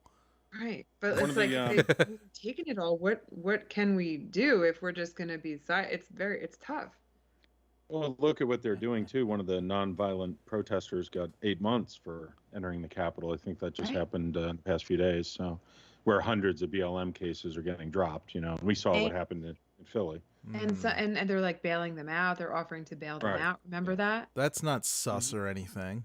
I mean, that's crazy to I me. mean, if you don't see what's going on at this point, I don't know what to tell We don't you. condemn, violence in any way, shape, or form. It's sad we have to say that. But on one side, it seems like it's okay. On the other side, it's absolutely not tolerated, and you will be kicked off of every platform. What if Well, we you do? hear disclaimers and everything like that just to point something out. Yeah. So my question is for 2024, what's it going to look like? I mean, that's a question for another day. If we make it there. Yeah. I think this fall and winter is going to be pretty rough. Guys. If we're not all nuked by Joe Biden, Yeah. you know. Well, There was some hands major up, don't cyber nuke. attacks today on the grid. You know. What's that? Oh. There was some major outages today, internet outages. I heard from about that. cyber Some of the attacks, major yeah. companies, right? I heard about that I too. think It it's was a about test an hour run for ago. What's probably coming? What do you mean? Tell us. I mean, I think they're going to do major attacks on the infrastructure, the internet, possibly the power grid, things of that nature as we get into the fall and the winter. You know, it's just a trend. It's trending that way. So hopefully I'm wrong, but we'll see what happens. Right? What, you But mean like on purpose? Like with a cloth? They're going to wipe out the internet? What do you mean, Ross? He's talking about Hillary Clinton. Yeah. There's going to be rolling outages on purpose? Well, I think there'll be attacks, cyber attacks on the internet. More shutdowns. Inflation's going through the roof again, so it's continuing. Yeah. Truckers are Trucking? standing Keep up, on trucking? not shipping things. So then we're going to see more increases on Great, food. And thanks, other things. truckers. Yeah, right. Well, they're increasing the regulations on them too, so it's not worth it for them to drive. Thanks, government. It's creating a Everything you shortage, do yeah. isn't Well, totally do a you pile think of that- crap. Yeah. Do you think that ultimately they're going to have self-driving trucks and that entire No. industry could be in trouble? I don't think Elon's so. already built them. He has 18-wheelers that self-drive already. They just haven't put them on the roads yet. I Okay, don't, so they no. so they eliminate that entire industry. They get these people dependent on the government, right? They Right. they cripple the economy. Mm-hmm. And isn't that how socialism ultimately prevails? When they get Sure. people dependent on the government? DG Unfortunately, says yeah. evil never wins. Yeah. We allowed God to be taken out of everything, and there went Yeah. the downfall. Can't disagree with that, right? Yep. It most just true No, so that. absolutely, yeah. In the that long we run, see in the this- long run, this cultural shift yeah. when Judeo-Christian values begin to be demonized Mhm. by mainstream media, by pop culture, and really through many different facets of the government. You can't argue with that. Right. There's a reason why you have this entirely different mindset today. That's Mhm. not like it was years ago, right? The world is changing, that sort of thing. it's not a coincidence that that's when it took place. She said, be prepared, get a generator, stock up on food, be smarter, not just louder. Make a plan with your friends who think like you do. Right. Very true. Very true. Yeah. And don't rely on social media. You know, we had a gentleman on the program to come on and talk about ham radio. Yes. During the pandemic. That was pretty cool. It'd be good Should to we have have him him on back again? on. Yeah, it'd be great to. Communication, because we're not going to be able to rely on cell phones or anything like that, right? And that's kind of what I was referring to earlier. I mean, No and think internet, about cell phone, and he was saying that with something like an EMP, your vehicle might not even work unless you have an older vehicle, right? Ooh. That's right. How old would the vehicle have to be? That would It'd have to be pretty like old. I mean, if we're you know, when- talking about wiping out power, then like to a vehicle, then we're talking about no power steering. You'd have to have something like 1960s well, or it's something. the computers. It's the computer chips. The integrated circuit chips get zapped internally from the electromagnetic pulse. So anything that has any type of integrated circuit chips in it. So probably 70s. So you could be randomly possibly punched in the face 60s. by your airbag. Got it. Be driving down the road. Oh, yeah, anything's possible. Yeah. Well, it just shuts everything down. Yeah. That's my understanding of it anyway. That's why they harden things in the military with Faraday cages. Yeah. So that the pulse goes around. But, you know. There's can just. I get a there's so Faraday much cage to for my say. car then? Yeah, just get a bunch of copper. I wonder if being smarter though. People have done that. People have built their own Faraday cages. You can do it. I'm worried it Yeah. might scratch my paint. Well, don't put it on the car. Put it around the car. Am I going to get pulled over? Be nice to me. I could fix your boo-boos if you fall down and go. Oh, boom. there you go. Yeah, we're creating our own network within the Mike G in the morning. You're Yeah. talking about. I love this. That DG mentioned your friends who think like you do. That's the very definition of the Mike G in the morning family, right? Absolutely. We're just here with all our friends who think like we do. It's a party every Free Thursday and at open 7. exchange of thoughts and ideas, though. Our This is loyal interesting. listeners are going to be invited to the bunker soon too. The We'll let bunker, you know Except for DG. That would be great. The I've Mike almost G in the completed morning it. Big bunker. announcement I next always week. see those commercials with that food that, like the food that lasts super long, but Yeah, the pepper yeah. icing. Canned food. Looking better and better these days.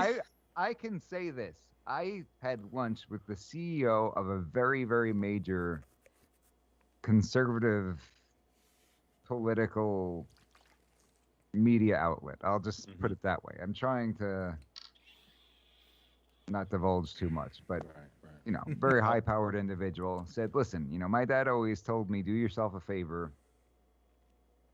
Go out and buy a couple of $100 worth of canned goods.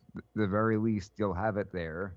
Where am I supposed you know, to put that? you can always use it, and Yeah. it'll come in handy. You'll be glad that you had it if you need it." So, Right. While you're at I it, you think may that's as well wise stock advice. up on pots and pans. Pots and pans. Because if you're going to get $100 worth of ravioli, you need some way to cook it. You sure do. You can't cook them over an open fire. You'll lose your sauce.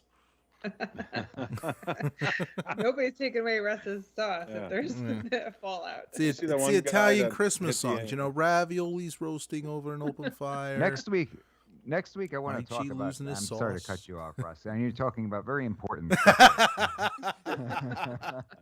Ravioli. Indeed. Your canned ravioli recipe. Yeah. Next week, I do want to talk about the economy. Is Hmm. there an imminent crash? Could we see the dollar become worthless? And things along those lines. already We're working on worthless. getting some guests together to talk about that. Our listeners in the comments, feel free to let us know if that's something that you want to discuss. The downfall of the United States economy, the downfall of the dollar. Will we see the dollar collapse? Will we see people having to roll into places with a wheelbarrow filled with dollars in order to buy a loaf of bread? It's something that's very concerning and very much, a reality. It's something that you have to think about and you have to prepare for. So I'd like to have an expert on this program to tell us what we can do to prepare for this sort of thing. How likely is it? And what do we think is going to happen as a result? Chris, you've been talking about this for a long time. You were in the financial industry for decades. So it's not like you're just talking out of your armpits here. But you think that we do have to be concerned, right? Yeah, I do. I mean, I think the way we're headed right now, if we continue on this trajectory, I don't see how we wouldn't have some significant problems. A lot of the indicators that I've looked at, for myself and personally, and talking to other people who have a good understanding of these things, if you even just a simple like price to earnings ratio on the market is, at an all-time high, and right before the Great Depression, we saw some peaks with that and other crashes. And they're just continuing to print money, the quantitative easing, and the printing of money equals inflation. So we're seeing that, and then we're seeing a lot of policy changes between the administrations. So it's like a house of cards in a way. They're devaluing the dollar, and then they're talking about a digital currency and all these other cryptos.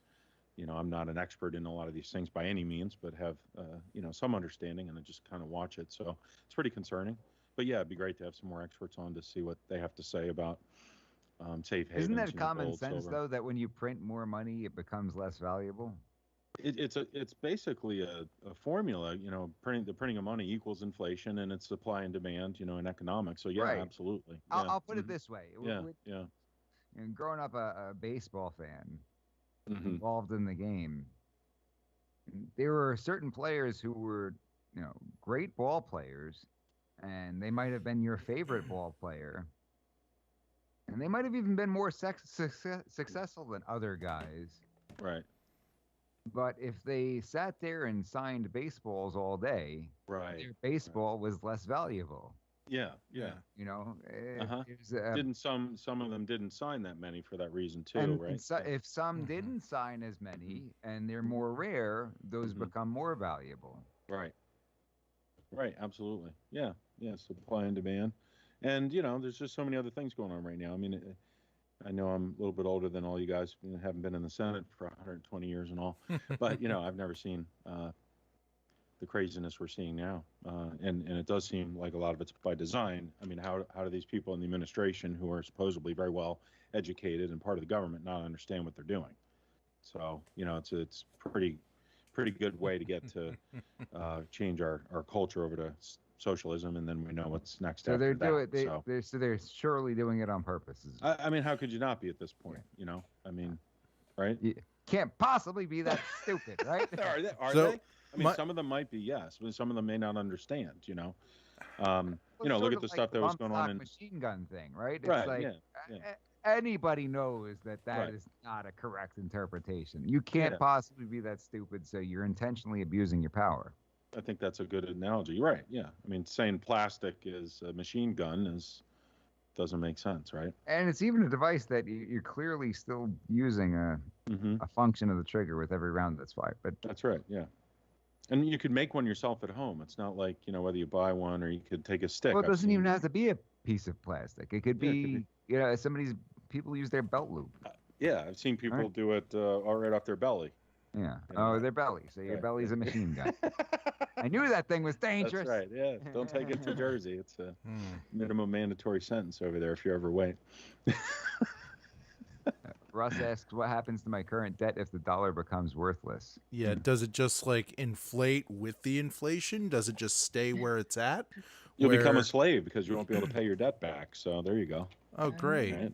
Well, we want to own a gun. No, I think what he's asking is, let's say you owe, $200,000 on a home, and then turn around and $200,000 is not very much at all. That's what we spend to go to the movies. Right. Well, Does I think, it inflate the home, accordingly? maybe a different, something that is, there's something called the elasticity of demand in economics, and it's the variation in price and, related to demand. For example, gas, people are still going to continue to buy gas. Right. What if it's something smaller, like an Xbox or a TV or I don't know, something larger like a computer? I have a bunch of computers here. I'm just looking around at this point. But what if it's something like that? So let's say I use a credit card to get an Xbox. The Xbox is, let's say, $500, and what happens is $500 is, like you said, what we spend on movies.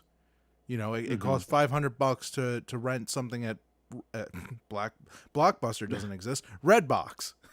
Okay. Redbox, You know, yeah, I it's remember $500 a month to have Netflix. So, right. you know, does the money that I would then pay off each month, you know, does that go down accordingly? Does it inflate accordingly? I'm not sure if that is a good example in a way. I think that the thing is going to be, and we're seeing this already, is, you know, the inflation is going to hit the most important aspects of your existence, you know, gas, food, things of that nature that you need, you know. So you probably wouldn't end up paying your credit card bill, and you wouldn't be able to, but now you're in debt to that company, and then they could put a lien on your, you know, situation or whatever they decide to do. Credit card, you know, doesn't have too much authority over you, but a house would. They can put you out on the street, and then you're going to rely on who? Where are you going to get food? Where are you going to get shelter?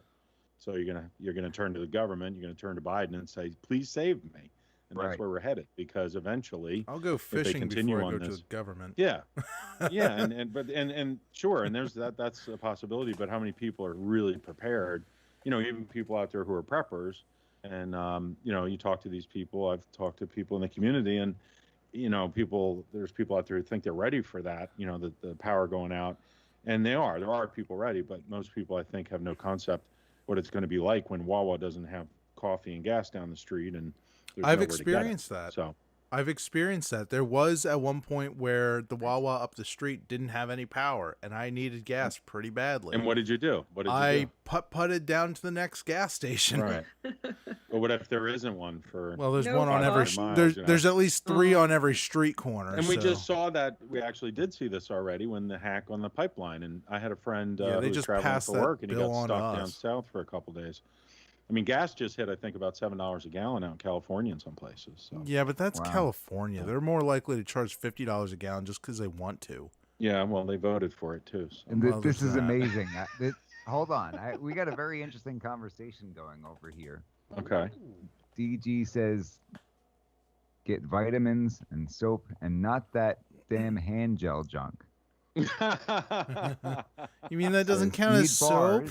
Then you just stock up on bars. that. We wash the majority of liquid soap down the drain. Watch the next time you wash your hands. And of course, don't share soap with Russ after he used it on his armpits. That is great. Oh, man. You know what we need to do, though? I think we should make a video where we make our own bars of soap, sort of like Fight Club, and CB says the first rule of Fight Club: don't tell the government about Fight Club. I got this. Bars of soap. I feel like the bars of soap keep the germs on them. I don't like bars of soap. I never have, because as a contacts wearer, they're harder to get. They like stick on your fingers and it makes your eyes burn. Just a side note. But DG says stock up on the alcohol. I've got a bottle. I can't reach it from where I am, but I do have a bottle of. It's probably a good thing, Mike. They're cheaper though. You just found some stuff you really liked, Mike, didn't you? The last time I was with you, you gave me some stuff, and it was really good. The sanitizer. You mean rubbing alcohol or Jack Daniels? Rubbing alcohol. Definitely the Jack Daniels. Oh, I got plenty of rubbing alcohol because the computers, you use that to clean computers and other electronic stuff. Did you make your own hand sanitizer, Russ? No. Why would I waste alcohol on that? You see, so at one point Walmart was like, "Oh, you can only get one thing of alcohol at a time." And I'm like, "Come on, man." And it's like, come on. I went to purchase like 3 of them, and they're like, "Oh, well, you can't do that." I'm like, "Okay, so what? I'm supposed to just go to another Walmart? Are you gonna stop me from getting one there too? Let me buy the 3 of them. I gotta clean my computers and stuff at home. Right. Otherwise, I'm just gonna come back in here 2 more times when you're not here." Liberty, you got DG's advice over here. Use a better quality soap and a dish that drains the soap. Irish Spring. What is? DG says, "I don't drink epileptic, so enjoy for me." No, we were not talking about that kind of alcohol, DG. I don't drink either. So. I was literally talking. CB says I have a lot of booze here. No, I was not talking about that. Russ surviving the pandemic was funny. It was definitely funny to witness. Like he just 91% isopropyl alcohol. I don't know if you can see that. Well, it's not over yet. No, I can't We just see locked down Australia again. Australia's on lockdown. Oh, again. they We do talked that about every time somebody gets the sniffles. We can see it, Mike. Was Yeah. that the 71%? I can't. 91%. 91. So I that is got what I got was talking 91s about. in the trunk. Don't I could get just it imagine confused. Russ with like his little, like he had like incense, They had, with, like incense and little drops of liquid, and trying to make his own little hand sanitizer. We coming up on 3 hours, Russ? We passed 3 hours. We're at We passed 3:04. 3 hours. So you said that I've got to give a different outro this time, right? Right. I don't know Because- how you want to approach that. Okay. Maybe we'll just do them off the air. Do two of after them. we're finished. Just do I'll two of have to them. do just 2 of them in a row. Yeah. Anybody have anything else for the good of the order? Calling it quits. Next No, week great we show. will Peace talk and love. about preparing for the end of the world, and the Excellent. crash of the dollar, and the alien invasion, Right. That's right. and what you need to buy, what you need to have on hand. If the internet's still working by then, yeah. SM Durso is saying, have to log out, guys. We are too, Sean. Yeah. We are too. Yeah. Okay. Just buy Just buy- bleach. Oh, CB asked if there's any Smell new everyone UFO else's. stories. We'll talk more about it next time. But Next week. Lou, Yeah. Lou Big announcement, Elizondo did announce that there's a 21-minute video that has all kinds of stuff on it that might get released at some point. So anyway, thanks. What are you guys doing Saturday? I'll be We'll traveling. talk about that offline. All Let me play us out. I'll play us out. What does that Do it mean? live. What does that mean to play us All right, out? We'll do it live. That's all the time we've got for today. Stick around for We the People, the Constitution Matters. Pastor David Whitney, Professor Phil Duffy. I'll be joining as your legal analyst. We miss you, Ellie. Daddy loves you. All right, now do one for the noontime slot. You got it. That's all the time we've got for today. Stick around for Ben Shapiro with the Ben Shapiro Show. We miss you, Ellie. Daddy loves you. Awesome. All right. All right. Thank you, everybody. Thank you to the Mike G in the Morning family. Yes. You guys Thanks are to all who great. stuck in there for all 3 hours. Awesome. Woohoo. Peace and